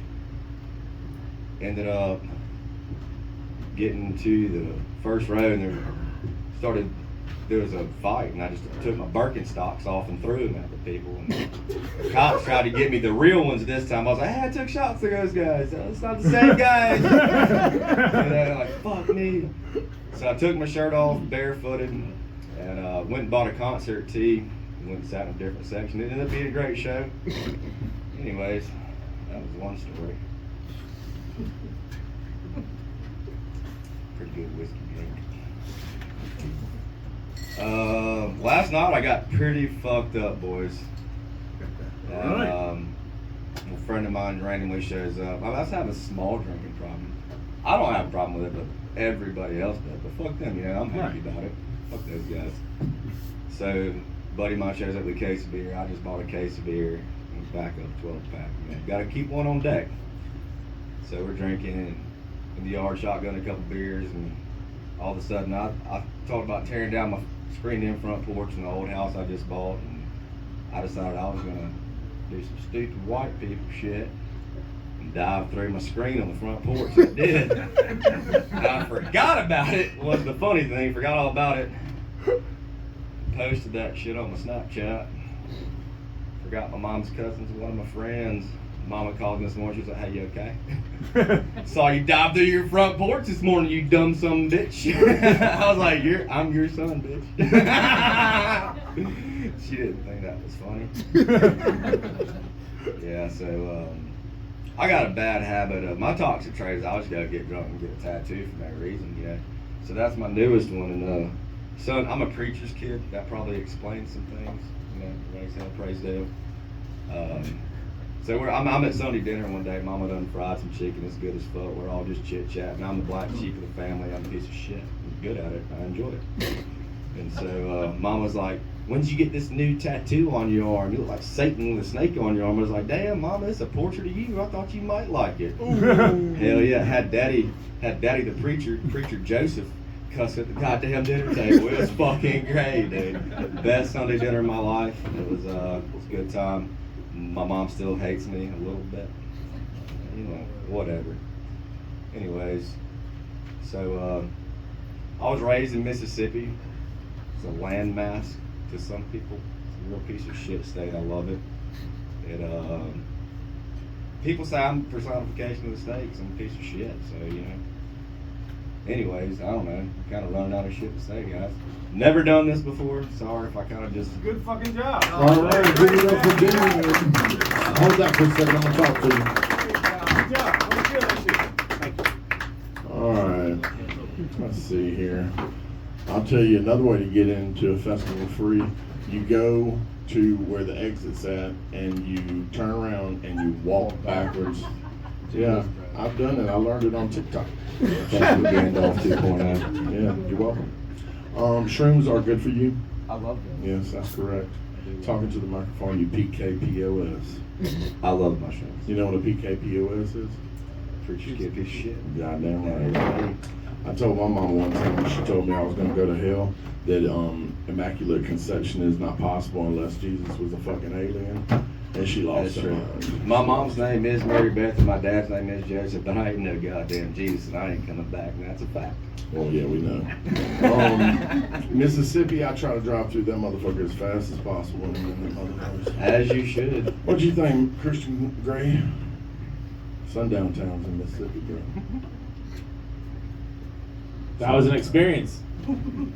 I think, I don't know, you said you're a preacher's kid? Yeah. Yes. So you got violated by a preacher and a family member at the same time at some point in your life, huh? Do what? Just blink twice if you're in danger. I'm good, dude. All right. That's all I got. Blink twice, motherfucker. Well, it was surprisingly good. Oh. But, Damn. Shit. I'll get in the house. You understood Forrest Gump over me, bitch? I didn't say that. I said it was surprisingly good. I'm not a very smart man. What do you want to do with it? Do you want to do this? It's something to do while I'm drinking. You want to do it? You want to do it a couple more times? Absolutely, I'm down. I'll actually write something down next time because I do have funnier stories. I was kind of blank, man. You have a good progression of the story, and you seem to have a natural understanding of this is the punchline, and I have to hit it, and then you go to the story. You don't let the story go on too long. It's surprisingly good. Thank you, Onion. Appreciate it. I ain't never saw that shit happen before in my life. What did you think, Doug? One of my favorite parts about this show is when people get up here and we got virgins and they do their first fucking stand up in front of us, and it's thank you for sharing that with us. Yeah. So I appreciate that. You know, it's Thank a you. special thing. There, you know, if you're not blackout drunk, and that's my only point. If you're going to tell a story about a memory about a time you blacked out, so there, where do you go from there? I'm blacked out, but I still have a story to tell. So you Well, black out. it was pieced together through friends that viewed me blacked out. I don't know. Oh, well, you should have. I should have mentioned that. Yeah. But The delivery you was look fun. like a lot of fun, man. I'm glad you came down, brother. Thank you. Thank Everybody you. give it up for Ben. Yeah, Ben reminds me of a lot of people that I grew up with. My brother, specifically, he was always one of those dudes that was like, He must be a handsome piece of trash. he is. He's also, well, I'm not gonna say that part. But he was always like, man, come on, let's go do this, come on, let's go do that. And I always be like, man, every time I go with you somewhere, we end up in some bullshit. And he's like, but there's free pizza. Like the other day, he called me up wanting to go to our niece's birthday party. I didn't even know it was her birthday. I don't even hardly know this bitch. I got a bunch of nieces and nephews. I don't know none of these motherfuckers. I didn't know her name, and he told me, little Katie. Little Katie, who the fuck is little Katie, right? And he's like, we're going to Chuck E. Cheese, man. It's free pizza. And I was like, word, okay, all right, whatever. I don't know if y'all been to Chuck E. Cheese lately, but it's like going through TSA when you go in that motherfucker. They got like a gate and shit, and the girl was like checking her ID, and then she was putting these wristbands on us, and all of a sudden, I don't know why she said this, but she looked at us, she was like, will y'all be leaving with any kids tonight? And Joe on, without missing a beat, this motherfucker goes, I don't know, we gonna look around and see what we like. Oh. I was like, why'd you say that? Why you rolled your titty? I don't know. What's going on? Next thing you know, the security guard comes up, start messing with us, telling us he gonna kick us out and shit. I was like, fuck, I didn't even want to go to this motherfucking party. I don't even know that little bitch like that. Get me in trouble. Next thing I know, two unrelated families to ours start getting in a big old fight. It's like 30 people in this motherfucking fight in Chuck E. Cheese. And first thing I do is whenever I see a fight bust out and the security was messing with me and then all of a sudden he's distracted, I turned and walked out that motherfucker. I was out in the parking lot halfway to the car, and then my brother's running out with 2 pieces of pizza, and he's like, "But pizza, bro, but pizza." I'm like, "Fuck you." That's what Ben reminded me of just then. I had flashbacks and shit. Thank you. What do you think there, Ian? You want to come up and close off the open mic portion of this jank? Well, this is one of the motherfucking funniest dudes I know in this motherfucker, okay? And his name is Ian Hayes. Y'all put your hands together. Thank you. I had no idea that I would be hearing so many stories about white people getting drunk tonight. Apparently, alcoholism is a thing with them. Yes. Who knew? Well, I knew that y'all knew. Like, I'm just talking shit about it because a round of applause to you white people for alcohol. Just in general. Like, I don't know who or what stressed y'all the fuck out to the point where it was like water just ain't gonna do. But thank you. I just thought about the creation of beer and shit. Like, who the fuck? You know what I mean? You ever think about this? Like, who made this shit? Like, the shit that we're drinking right now. Like, who the fuck was like, I'm pissed. Fuck this goddamn water. I need something else. I need something the fuck else. And he had to be a patient son of a bitch, too. Because that shit take a while to grow, ain't it? So he had to be mad for a minute. That motherfucker just walking through this mill and every goddamn day, I swear to God, I'm going to kill one of these motherfuckers. I'm sorry, I'm working on this joke. I've already told Facebook this shit was funny. Y'all can't kill my self-esteem already. You know what I mean? Thank you, Jonathan, for helping me get laughs earlier so the people that don't know I'm funny will think I'm funny. That was really good. Thank you. You know what I mean? I'm eating dick now. I don't care. You know what I mean? I'm eating dick now. This is what happens when you're burnt out and you're old and you're tired. You know what I mean? My baby get ready to start school. You know, I got a senior. Y'all pray for me. You know, the rest of y'all look like y'all children are all graduated and got the fuck on and don't visit you much anymore. God damn, I'm sorry. Say kid, they're like, fuck. She's like, there's mine. That's your daughter? Oh, My daughter just graduated. Yeah, high five. Got her out of there. Then what's she doing with herself? You have no clue yet, dude. Well, I know that's right. Get the fuck out. Left, right, left. Some fucking push-ups. Hell yeah. Goddamn, what's war and shit going on? I ain't never been so glad to be a felon in my life. Everybody else bitching about the shit Trump doing. We're gonna get drafted. I'm like, y'all niggas have fun. I know they don't want my black ass. The white folk made me sign some paperwork say I can't be nowhere near gun. And I signed it. Started bullshit. I signed the fuck out of them, ain't gonna do it no more papers. And I ain't doing no goddamn more. I don't know what Matt did to go to prison, but looking at him, it was probably a bunch of shit. Probably was. Like, he does like a prison character, too. I'm mad he left. You know what I mean? Just, don't he look like an angry Jason Statham without the accent? Like, he does look angry. Like if Jason Statham was born in, like, Dothan, Alabama. He got rested bitch face. No, he's got resting some bitch face. Like, he's got a some bitch in the pocket right now. It's some bitch. I'm mad goddamn Tommy left. Oh, did he? Come on in. Come on in, Shorty. Did you perform tonight? You did. All right. Yeah, he's hard to understand. I know it. I know he did. He come in here with that accent trying to take all the bitches. You know what I mean? You think you slick? Where you at, little short fucker? You ain't slick, motherfucker. Got the slick back hair and shit. Hey, listen. Hey, this is our fishing hole. Matt heard you talking about you leave me and the other two black people that fall in here alone. These are our white people. Come here trying to take our white people with your little fancy fancy accent and shit. It's smooth motherfucker. You sell shit for a living, don't you? I knew it. I know it. I see you. I feel you, puppy. I feel you, puppy. It's one of the motherfuckers, you get on the phone with him, you start talking like him for no reason. I could not have an accent like that. I know you be fucking with bill collectors. Be some bullshit too. Like, I hate those motherfuckers. Like, who applies for those jobs? I want to call other people and beg for money. Bitch, don't you got bills too? Somebody calling your fucking house too. Calling me with a goddamn attitude. When can we expect it? Bitch, expect it when you get ready. Now, when you expect it and when it's gonna show up, there's gonna be 2 different days, I promise you.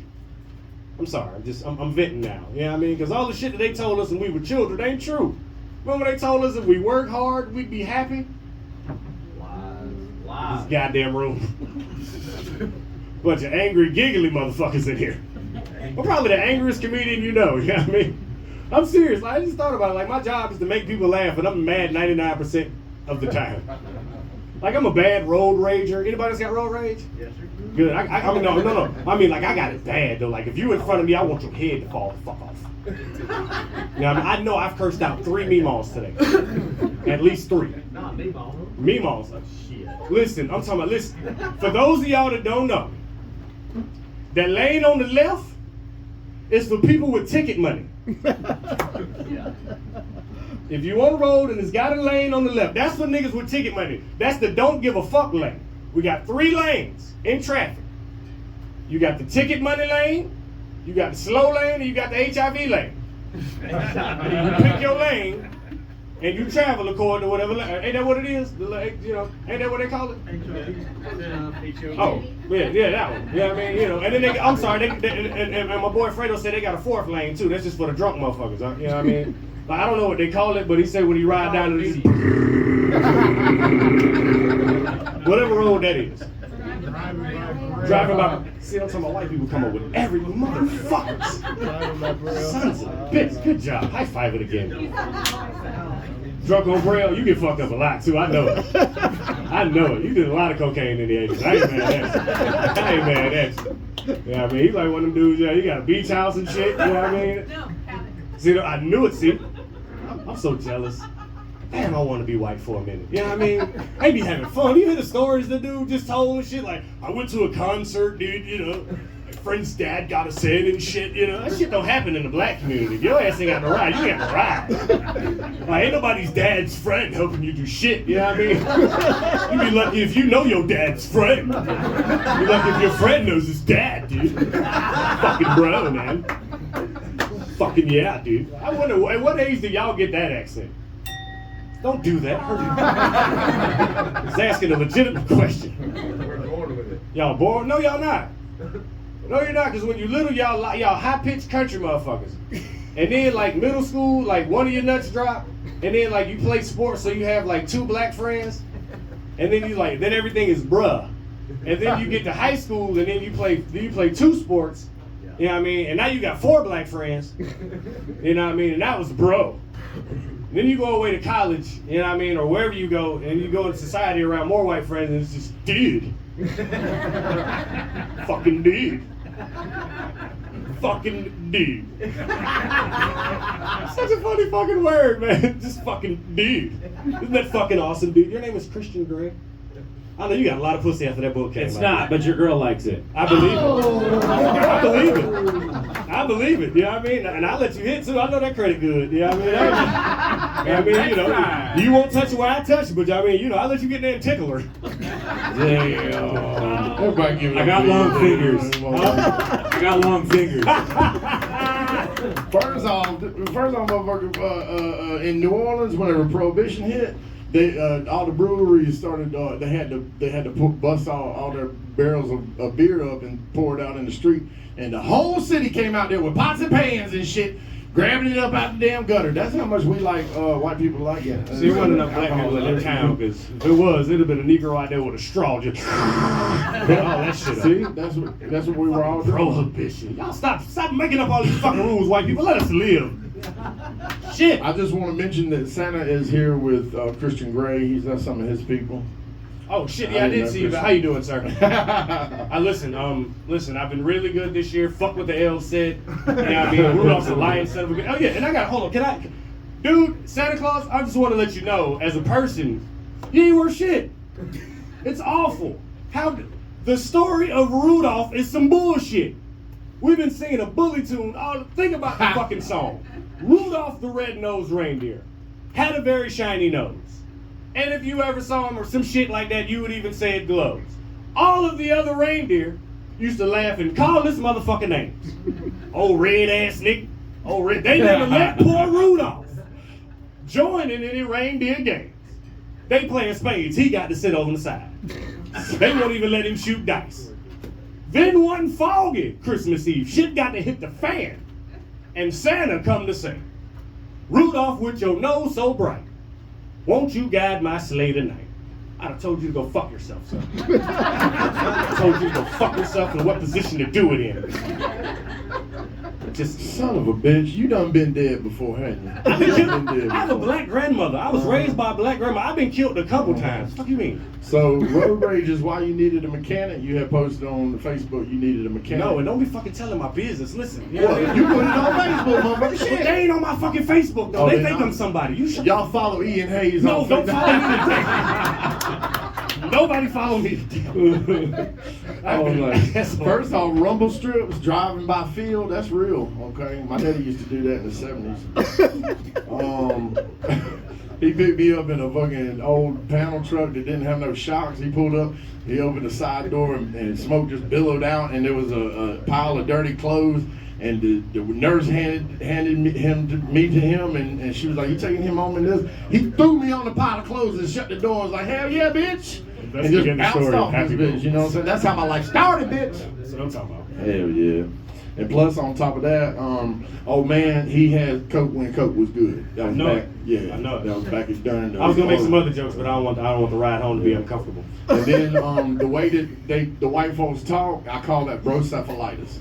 Because when you get around the bros, you start talking like the bros. Fucking did. Bros, you start drinking White Claw and shit. These motherfuckers at the beach and shit. I'm they in the beach with Speedos on, with pride flags on. I had fucking Jaeger for the first time. Dude, I had a fucking Jaeger bomb, dude. Like, oh my fucking God, bro.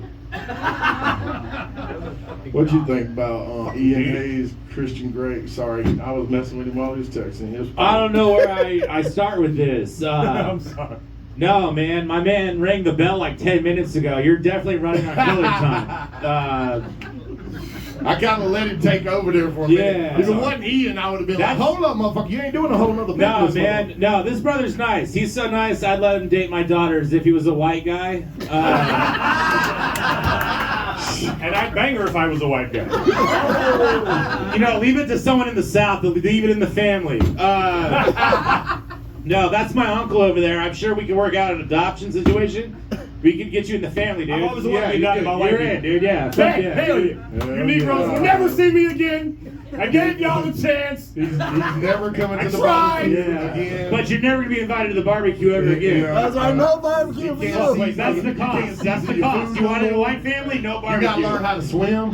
I know how to swim. I'm a Navy brat. Fuck you. I'm a Navy baby. I know how to swim. You can't jump high no more. If you get adopted by them, you got to give up a lot of shit. No. You can't run. If Ian or John make it out to the Northwest, hit me up. I'll put you on a show. And that's we're going to the Northwest.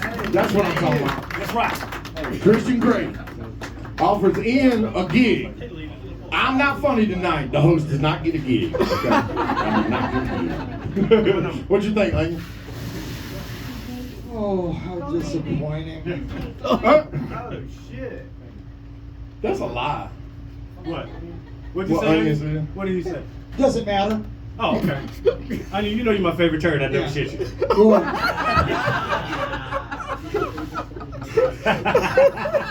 Got him. Damn, I'm good at this. I'm too good at this shit. I'm gonna leave that one. Because this is your show.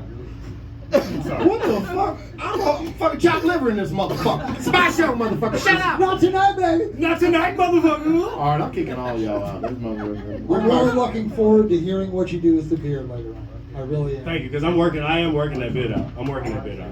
This is what open mic is for. That's those guys right. that don't know this. Yeah, this is how guys work out their sets before you see them on Netflix. They come in here, we shit the bed, and then it's like, oh, it's funny? Well, then we'll see it. Technically, I started this because I guess needed a fucking gym for comics. You know, this is a joke lab right here. What you got to say, Doug?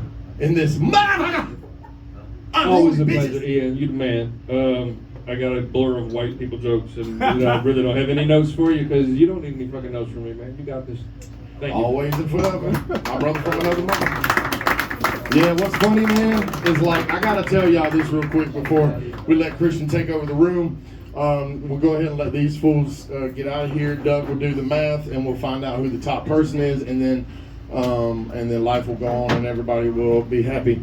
The thing is like, Ian and I got close real fast because a couple of months ago I was in a car accident and I needed a blood transfusion. And we happen to have the same blood type, so he stepped up. Now, as he's giving me the blood and everything, I got to thinking, I remember the episode of Geraldo where they invited on the Ku Klux Klan and they threw a chair at him and broke his nose back in the day, right? And one of the guys, he was so white, he looked like his whole damn bloodline was baptized in mayonnaise. He stood up and he was like, if you got one drop of black blood in you, you black. And I was like, oh shit. I just leveled up, bro. That's what I'm talking about. Yeah. Everybody, we had a cancellation. Shamonda Richardson did not come. Stop inviting her. And yeah, that's the second time she's canceled, so she can stay on TikTok. Bitch, you fired. And Christian hit me up like 2 hours later, and he's like, "Hey man, you got any? I heard y'all got some stages in this mother." And I was like, "Shit, actually, can you do this much time?" He was like, "Yep, that's easy." And I was like, "Come on through, motherfucker." So here's our savior from the West Coast, Mr. Christian Gray. West Coast in the house. What a fucked up looking room, by the way. I've been looking at you guys for like 2 hours. Holy shit, where the fuck am I? Man, apparently I got a new cousin. We just adopted a new black guy. That's cool. Give it up for Ian. All the comics you seen. Hell yeah. Give it up for the bartender. Hell yeah. You guys were like really quiet the first hour. I thought Bill Cosby was serving drinks. Yeah, no, man. Yeah, we picked it up. We picked it up at the tail end. This is good. This is it's a good time to be going last. That's right. My name's Christian Gray. I pointed out, Ian's girlfriend likes it. That's cool. Man. Fucking Augusta, Georgia, huh? This is where we're at. I don't know, man. If Christian Gray really lived in Augusta, Georgia, it'd be like 50 Shades of Sweet Tea, I think. Like, yeah. Like, you guys think sweet tea is part of the food group for sure. Like, you think Waffle House is part of like, part of the extension of the government buildings out here. Like, deals get done out here, mostly drug deals. Like, John, I got drugs from him earlier in a Waffle House. Hell yeah. No, this is good. This is good. The fucking, I still can't believe we accepted a black guy in the family, man. Hell yeah. We're here, baby. Hell yeah. We don't barbecue is good, but, we do cool white, cool people shit, though. So, you're welcome for that. I can cook. I'll take care of the food. Hell yeah. Please tell me my South Kid. Never heard of it. You're welcome, Uncle. You don't got to cook again. You're going to have ribs for days. I don't eat pork, though. Pork? Oh. What kind? Hold up. This adoption isn't final yet, is it? All right. I was going to say, wait, pork and white women don't. Oh, man. All right. It's my diet. All right. Let's see here. I don't even know where to start with you people. Anyone like baseball? Yeah. No, it's seriously, it's cool. If you didn't applaud, that's cool. It's a sport for smart people. I'm from the Northwest. I'm a big Seattle Mariners fan. Okay. Listen, guys, it's not easy being a Seattle Mariners fan. If you let me finish, not interrupt, it's I'm a lot like my favorite team, full of potential, but we always seem to let people down. Like, it never ends well. Like, I had love in my life, and even she got rid of me. She realized, like the Mariners, she was never getting a ring either. Yeah, let's see here. I don't know, man. I think Northwest is crazy, man. The Northwest is crazy. Let me tell you about living in Portland. As soon as this guy's done with his phone.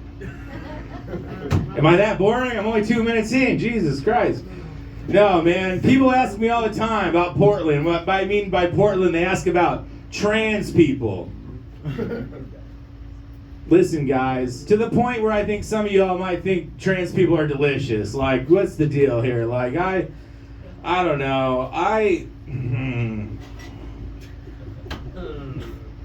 don't even know where to start, man. I've learned a lot living amongst these people. No, seriously, they're gonna start being able to transfer wombs. That's incredible science.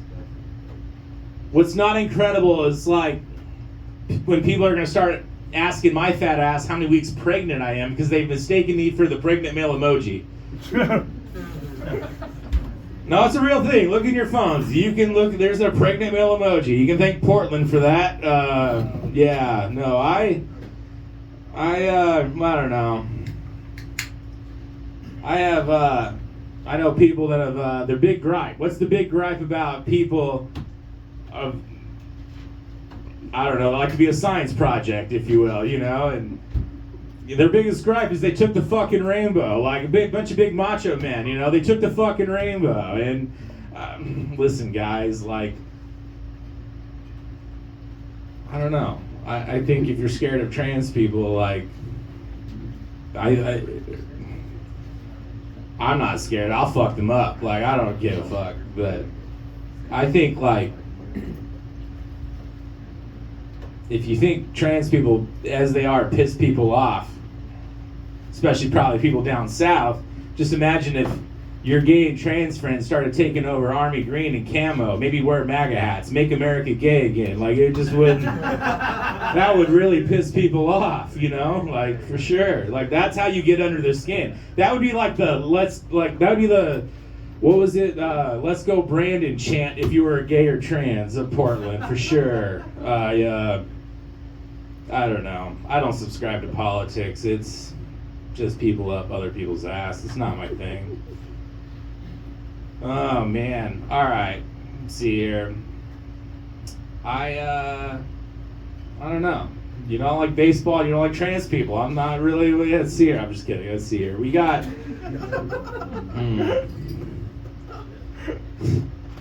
No, I definitely I'm just looking around trying to see what I'm working with. Like, this Tom Selleck motherfucker just does not look like he approves of any of this here. I'm trying to figure out how to win over Tom Selleck. It'd be a real honor to, yeah. I forget what movie you played in. Starsky and Hutch, right? That's the movie? Alright. What movie was this? Magnum P.I. Alright. Sure. Family's here to have my bag. Cool. I don't know. I still can't believe we adopted a black guy. That's fucking crazy. That doesn't like pork. I feel like we premature jumped on the adoption paperwork there. Like, oh man. Definitely. I don't know how you guys feel about. This is a safe space. Talk about anything. I know. I feel. You know. I'm starting to feel how. Being amongst you Republicans, it feels like freedom. Like, I actually don't know what to do with it. Like, I'm so used to having to, like, second guess everything. No. No, we're good. How many of you guys believe in white privilege? I got it. You got it? Fuck yeah. Let me tell you about white privilege. All right, guys, let me tell you about white privilege. Listen, guys, my dumb bitch of a mother never found the irony and she slapped me around. She called me a son of a bitch and she did it. No, like, it wasn't easy growing up. Shit happens. Life's not fair, you know. I was a foster kid. Like, I was in a lot of foster homes. You guys look like you all grew up with your families. You wouldn't know what I'm talking about. But growing up in a lot of foster homes, you just picture Justin Bieber at a Diddy party. You just get passed around. Okay then. There we go. That's what I'm talking about. It wasn't easy growing up, guys. Like, you know, when I was in Portland, the only time I ever voted in my life, because I thought voting mattered at one time, I voted for Obama. You know, he promised. So he promised hope.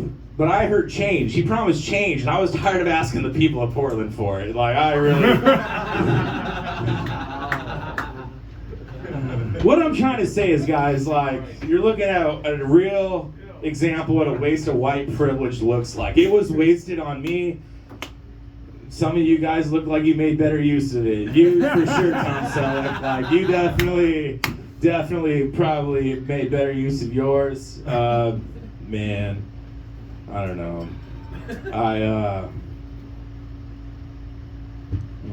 Still trying to, 38 years old, still trying to process what a waste of white privilege is wasted on me. I might as well have been Ian. Like, that's... I'm 40. And I'm late to everything. Like, we're early, we're close to the... I'm just kidding. It's all right. If you guys think I'm a piece of shit, so does everybody else in Portland. It's cool. It's cool. Are you on vacation, sir? That shirt says vacation, like, all over it. Like, you don't look like you give a fuck. You look like you smoke weed on a daily. You got flip-flops on. You got your Hawaiian shirt. What do you do for a living? Little as possible. Like, it looks like it. Like, that's definitely... Fuck yeah. You sling dick, huh? That's all you do? Come on, don't be modest here. This is a safe space. Right? We have safe spaces in Georgia. Is that okay? Man. I don't know. I could keep rambling on. And I will, but anything, you guys want to talk about anything? What do you think about the squirrels? Jesus Christ. Oh my God. This is why you don't bring your family to shit. It said squirrels. Yeah, they fucking have a squirrel. They own a squirrel. They hold it against the squirrel's life. No, we don't. I don't know. Fentanyl test versus COVID test. That's the part of the show just yell out shit. I think first off, like, I don't think there's nothing wrong with a little fentanyl. Like, live a little bit. Like, live a little. Like, what's the big deal? Like, COVID was a fucking farce, but like fentanyl, that's real. Like, you definitely know. Like, you may not come back from it. Like, let's just. I mean, little HGH saved baseball. Like, what's a little fentanyl? Like, let's just live a little bit. No, man. Like, fucking Russian roulette, of Miami. Like, that's... You look like you've had a lot of fentanyl. Is that what you sold me? You told me it was cocaine. We were at the Waffle House earlier, and you told me it was just cocaine. And you bought it for $100 a gram. Damn. If only I would have had my new family with me to make the deal, he would have told me, ask for twice as much for the same price. Oh, fuck. My family's probably never been more disappointed in me. They're like, why did we invite this guy to Georgia? Oh, man. I'm just kidding, guys. I don't know. I'm going to keep rambling, but you guys want to talk about anything else before I really get this cooking? No, I'm glad. No, this is good. This is good. Like I said, like, you guys have been dead like most of the show, so now I'm just trying to make sure you're all here now. Y'all look like you got drugs from Ian, and now we're all fucking cooking.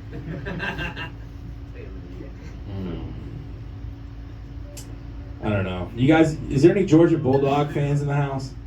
No. Fuck yeah, dude. Thank God. Thank God. Excuse me. Oh, okay. Oh. I was about to say.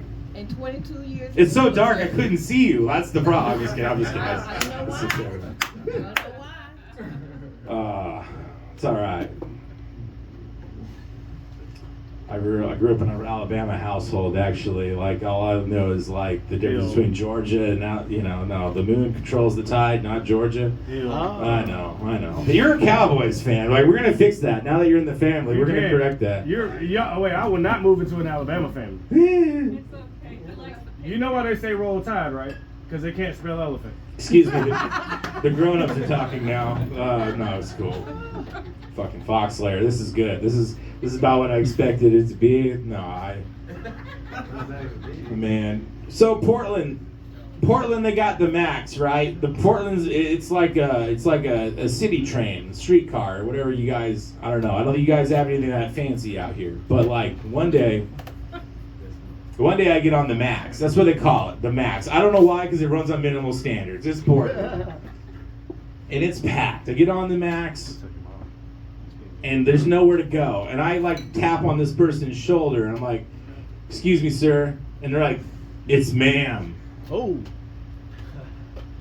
The problem is now I'm stuck between him and some closed doors. The train's moving now. I've got to take the fucking rations of this guy. I'm just raw dogging it. Like, I got to take this lecture. And as I'm realizing, as he's yelling at me, this is a good transition.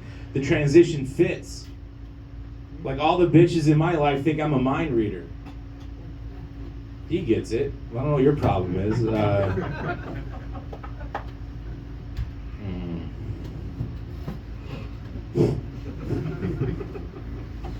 It's alright. If I'm going to hell after this, that's where all the naughty girls go. Like, that's where I really belong. Like, it's cool. I've made peace with this. Man. No, I definitely, I don't know. I don't understand, like, I come down here, everyone's obsessed with golf. Anyone here like golf? Oh, yeah. Hell no. I'm white. Of course I like golf. Yeah. 1 week of the year. No, man. I've been here like once during Masters Week, and I seen like, you know, people being paraded like they're royal, like London royalty, like on some golf carts, and like two streets down the road, you know, locals like yourselves are just driving around trying to avoid potholes like it's Mario Kart. Like, it's not okay. It's not okay, guys. It's not okay. Right. I feel seen. A lot of fucking potholes, man. It's true. If you weren't the bartender, I'd tell you to shut up. No, I'm just kidding. I'm just kidding. You feel froggy, baby. You're the best. I'm just fucking with you. I get real sick of when I come to visit here. When I say it's fucking hot, they're like, "It's not hot, bro. It's the humidity." No, they don't want to punch you in the face and tell you it's not the punch that hurt. It's not the punch. It was the impact. Like, it's not. Tell me it's not fucking hot in Georgia. Jesus.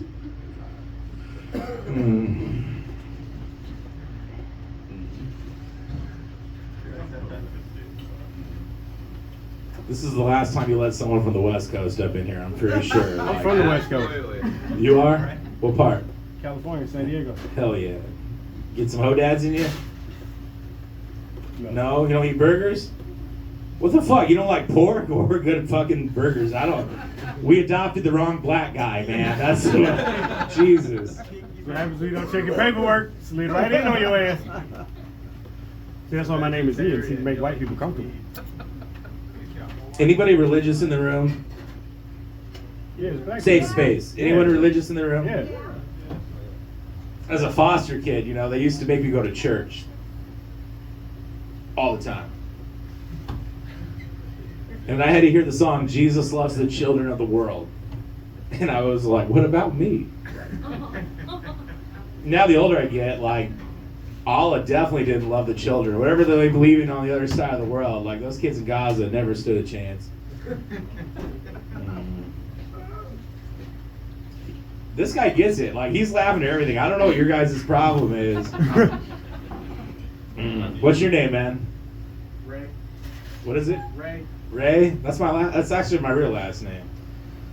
What do you do for a living? I'm a truck driver. Oh, you haul things by like the kilos, huh? They're my face. Dude, kilos pay for sure. Like, this is good. This is a good place to be hiding. Like, you're safer. Hey, you're safer than Shorty. Like, ICE is looking for that guy. Like, you're good, dude. You're good. You're good. Fuck. I almost didn't make it on time, guys. The truth is, like, I had to go work out. I was at the gym. No, you didn't. Damn. I remember my first time at the mic too, dude. Like, it's cool. Shut the fuck up. No, guys, you're not gonna believe it. I work out just to stay fat. If I didn't work out at all, I would be like, where is it? No, guys. In Portland, they're always trying to preach that body positive bullshit. And like 4 months ago, I was like 324 pounds, and I'm positive that shit was gonna kill me. You can laugh. Like, if I die, it was my fault. Like,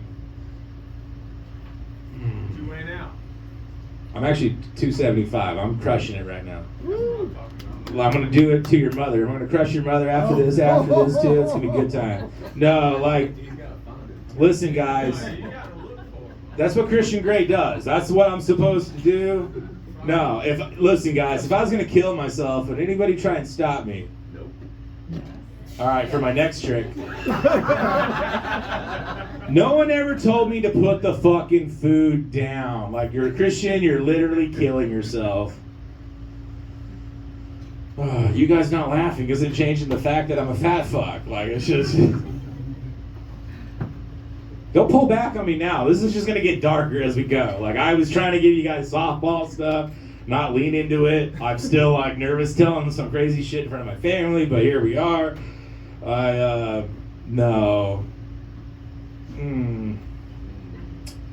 I don't know, man. It's I don't know. Being fat. It's something else. Like, y'all, like, what I really like is when I buy 2 seats on an airplane and I know that I bought 2 seats on an airplane and I'm walking to my seat, but everyone's looking at me like, fuck, is he sitting next to me? Like, yeah, I don't know. That's always fun. You skinny people wouldn't relate to what I'm saying except the fear of maybe me sitting next to you. Let's see here. I don't know. Let's see here. Where are we at here? I'm surprised. Like, of all the things I said, me making fun of myself of being fat, that's where I shut you guys up. Like, you guys don't have to feel sorry for myself. I'm the one that put the food in my mouth. All right, so we're just gonna... I think I probably bit off all the fat off this steak there that I'm talking to you nonsense about. Let's see here. We got... Oh, man. I don't know. Let's see here. We got... Anybody work from home? Cool. That's good. I've been going to work just like you guys. No, this is good. We're all on the same team. Fucking... No, I used to deliver packages for Amazon. Used to have this boss. He worked from Alabama. And I'm in Oregon, and yet I'm the one running around like a retard while he's just checking my progress. Like, well, run, Forrest, run. Like, what's your problem here? And no, I get sick and tired of when you people order like 60 pounds worth of kitty litter, and I gotta take it to like the 5th story, and I like it just enrages me. I just want to implode like an Ocean Gate submarine. Cool. None of you guys have cats? That's cool. I hate cats too. If I had a cat, it would go to the first comic. Like, she would have rescued it for sure and then gave you a presentation about it. All right.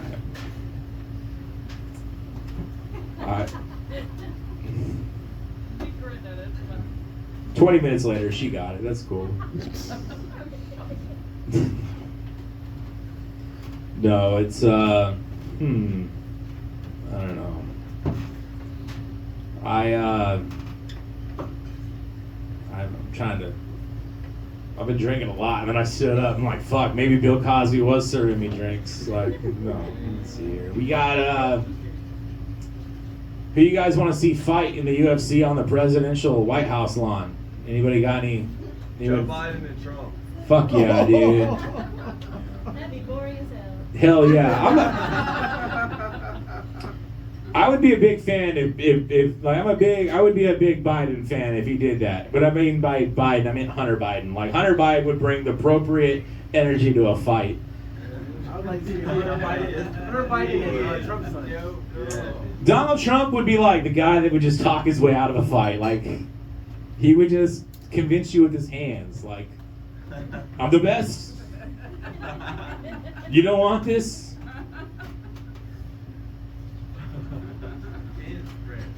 I'm not. I don't know. How do you guys like Donald Trump? Yeah. No, it's cool. Safe space. Who likes Donald Trump? Round of applause. People in Portland hate that guy. And they hate it because I'll tell you, I can defend Donald Trump on one thing. Uncle, I can defend Donald Trump on one thing. That bitch Stormy Daniels owes Donald Trump a refund. That was fucking hush money. There was nothing hush hush about that. Like, everybody knows they had sex. Like, listen, when me and Santa pay for sex, we expect fucking production value. No one needs to know. Alright. You guys that pay for sex in front of your wives, I'm sorry, I'm not trying to call you out. It's cool. I would keep my mouth shut too. You guys don't believe in hookers in Georgia? What? I thought this was a place of freedom. Like, what the? Are you saying our hookers? Shit, you stay away too. I mean, Ian was going to show me after the show. I haven't got that far yet. I haven't been here that long. Fuck. Tell me about him. You obviously know about these hookers. Yeah, tell him. Dad, kill it, Dad. What's the going rate out here? What's the going rate out here?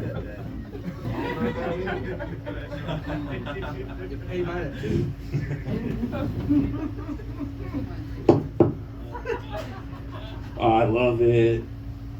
That's cool, man. Why are you being shy now? You were like really aggressive, and now you're like, is this your wife or girlfriend? You see who the hell I'm sitting by? She's 7 inches tall. Did you bring the hooker to the show? No, I'm just kidding. I'm just kidding, man. I'm just kidding.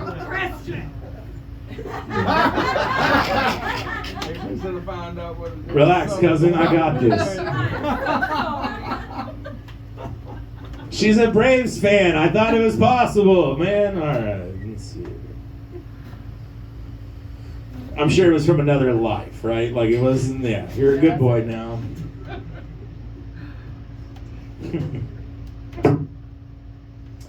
All right, like I said, if I'm going to hell, it's where all the naughty girls go. Dude, you're finally uncrossed your arms. You've been here for 2 hours like this. Like we finally. Yeah, you. Me? Yeah. I'm happy you're having a good time now. Like, no, this is good. This is good. Fuck. I slowly feel like I'm outdoing my welcome. Like, I don't know why Judge Woods agreed to this. Like, first off, I'm impressed. Give it up for him. Puts on a hell of a show.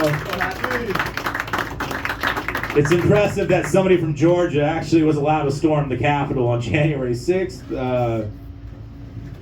I didn't think you guys would support that kind of thing, so it's cool you allow him to do this.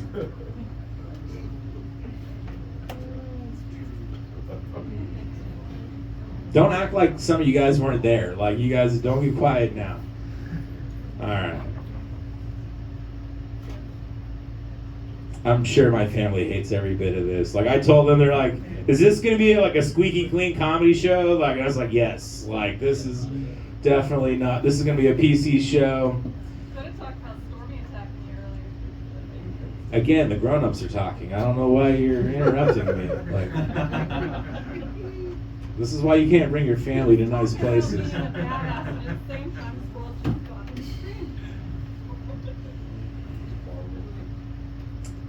Anyways, you guys ever sleep with anyone ever sleep with coworkers they shouldn't sleep with? Yeah. Fuck yeah.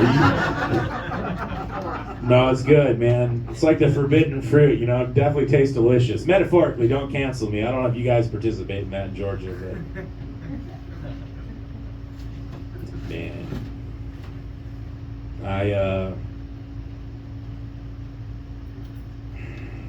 can I tell you guys can I shoot you guys straight?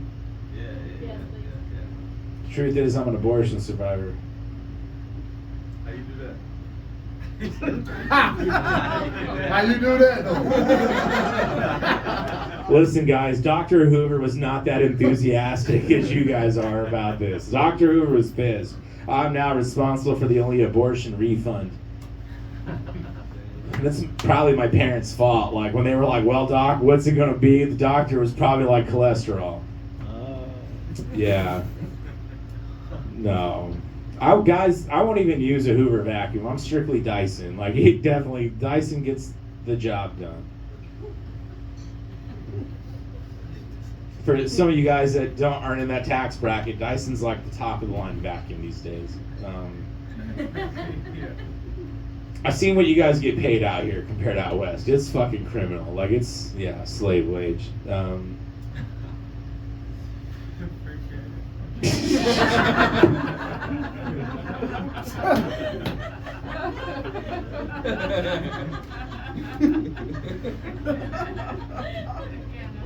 I do on a nightly basis, guys. That's what I do. We feel heard, right? That's right. That's no lie. I'm still looking around at this room, like, what a fucked up looking room this is. Like, I don't know. No, this is good. I'm having a good time. Man, no, give it up for yourselves. Seriously, give it up for yourselves. No, supporting the local artists is good. That's we as comics don't take that for granted. Speaking of taking things for granted, my best friend, she's informed me that she probably only has like 5 years to live. And that's okay. The truth is, I've been meaning to get a new friend.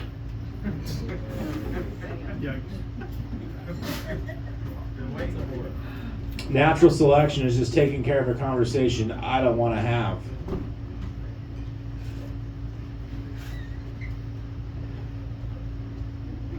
We were just at Party City the other day, and I saw a great deal on piñatas. I was like, hey friend, how do you feel about piñatas? She's like, why you ask? And I just thought it'd be great if the children could play with their mother one last time.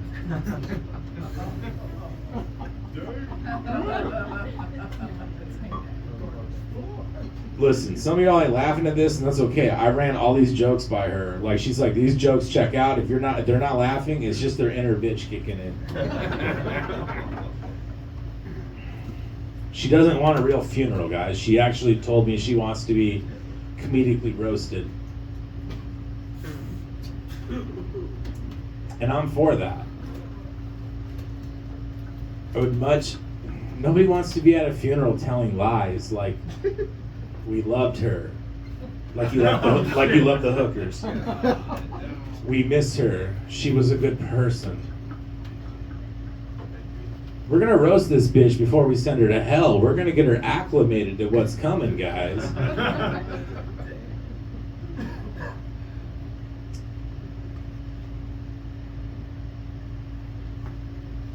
I hate when she tells me how much she has left. Like I'm not excited about this. But I can't help but think every time she tells me how much time she has to live, I can't help but think she's never found the time to hit me back that $50 she owes me. Like, just hit the Venmo button, bitch. Like, my man, he gets it. Like, man. Sometimes, guys, this is petty. I'm ashamed to admit any of this, especially to you, Tom Selleck.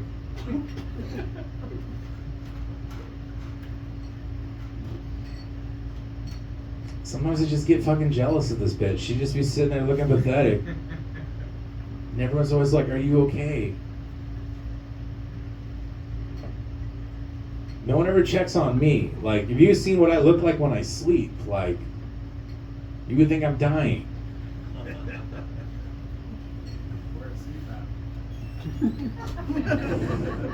Tom Selleck would know all the fucking answers. No, man. And it's petty though. Like, sometimes I'll be kinking the hose to her oxygen tank like this. Like, I mean, she's still here. I let it go in time, you know. Like, she's still here.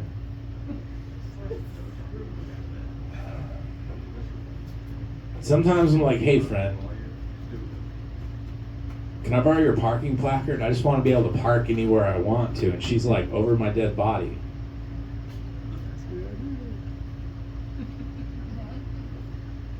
soon enough.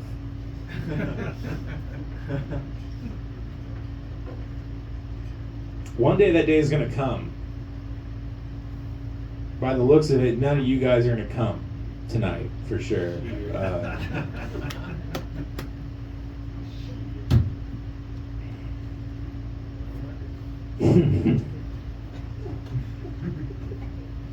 No. One day that day is gonna come, guys, and she's gonna ghost us all at the same time.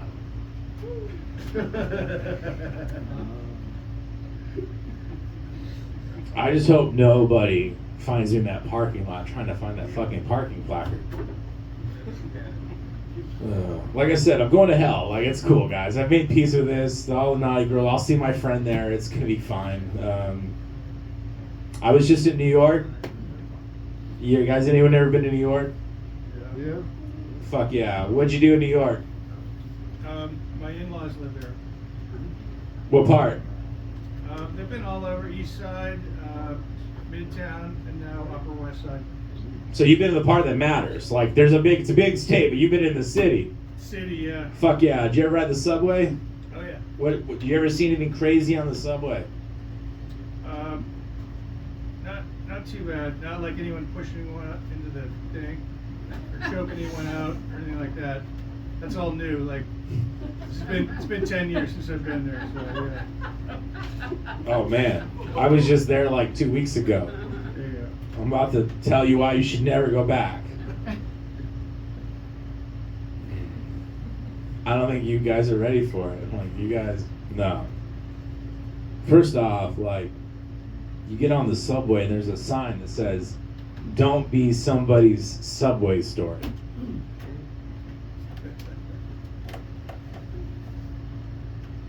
And that's like before I paid my $2.90. I was on the platform, you know, and I in these fucking rat infested tunnels, like some dude playing Careless Whisper on a dented saxophone. I got robbed twice before I even got on the train.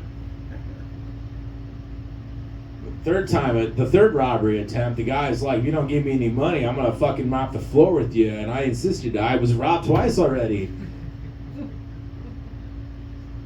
The only reason why he left me alone was I said I wouldn't do that if I was you. And he's like, "Why is that?" And I was like, "Well, if you're gonna mop the floor with me, you wouldn't get the corners very well."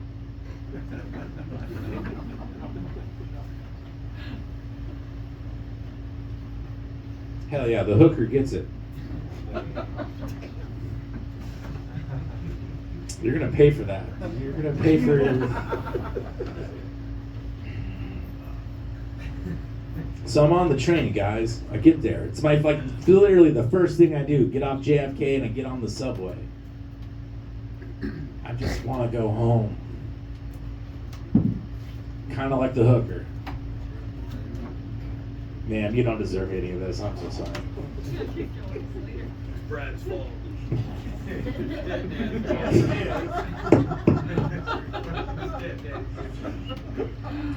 No, guys.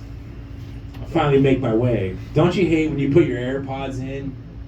I don't know. You guys are basic people. Do you guys even have AirPods? No. Only a right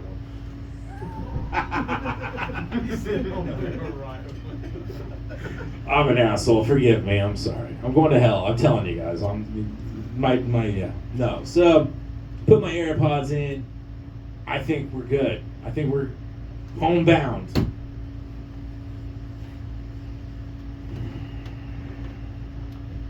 No. My fucking head is just getting nudged by some fucking elbow over and over and over again. And I look over. I can't believe it. Uncle, I can't believe it. This lady's straight riding this guy on the Max. Just straight fucking on the subway, man. No, it's cool. Like, I did the right thing. I'm no cock block, guys. I just got up and turned my back to them, just the way my mother's side of the family did.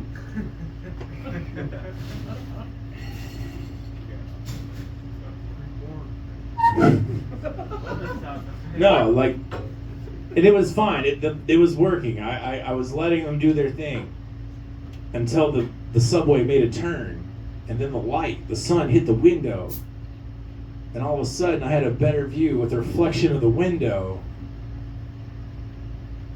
It was awful, guys. Like, I just sat back down, but it was weird. On the way back to my seat, I made eye contact with this bitch. She was nice though, like she really was. Like, I don't know if you would have done this, ma'am, as a hooker, but like, she offered to let me join. And I was like, no, cuckold's fine. I'll just call me Adam 22. Oh shit. Family, Adam 22 is a porn star who let his girlfriend have a really big black. It was like Ian's dick, probably. I don't know where Ian's at. He's our new family member. He's right. My daddy got 8 of us, he's right. And that's not even the worst part of the story. Out of nowhere, the fucking saxophone player is playing My Heart Will Go On out of nowhere, like, and it's not the Titanic going down, if you know what I'm saying. Like, this, man.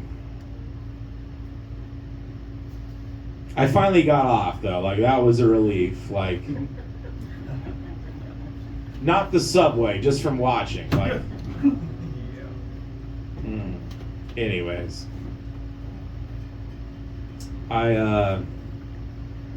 Anyways, I think I've about done my welcome. Give it up for Judge Woods. Go fuck yourselves. I'm Christian Gray. It's been a lot of fun. Thank you guys. Appreciate you. Hell yeah. Give it up for Christian Gray again for stepping up. That was very interesting. I enjoyed it. Although I do want to tell his cousin about Penelope. Hold on just a second. Let me see if I can get her to come through. So I've been channeling this. It's a humanoid squirrel from Metropolis, from the planet Metropolis. And let me see if I can get her to come through. Usually she's got tidbits of wisdom and shit. I'm Penelope the squirrel, and I'm here to tell you how to love squirrels. Hit the brakes! Yo, stupid. Anyway, Shorty the comedian got top spot tonight, so he's gonna come back next week for the 6-week shootout. And next week, Sean Sneeder is coming back to close out the night, and he's funny as fuck from Macon, Georgia. And the reason I started this is because comedy is a beautiful thing to me, because it's the only art form that I know of where you have to fuck it up in front of people all the time to get it right. So y'all have a good night, and I hope y'all get home safe. Come back next week, please. And thank you to all the new people that came tonight. I appreciate y'all.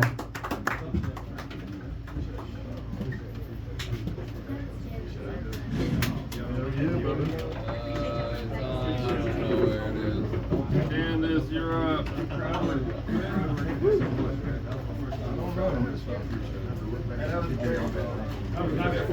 Thank you guys. Come back.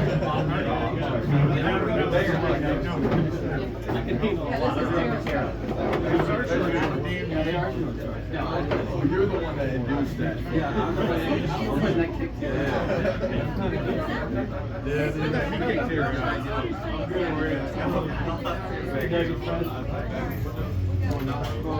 Dougie Fresh.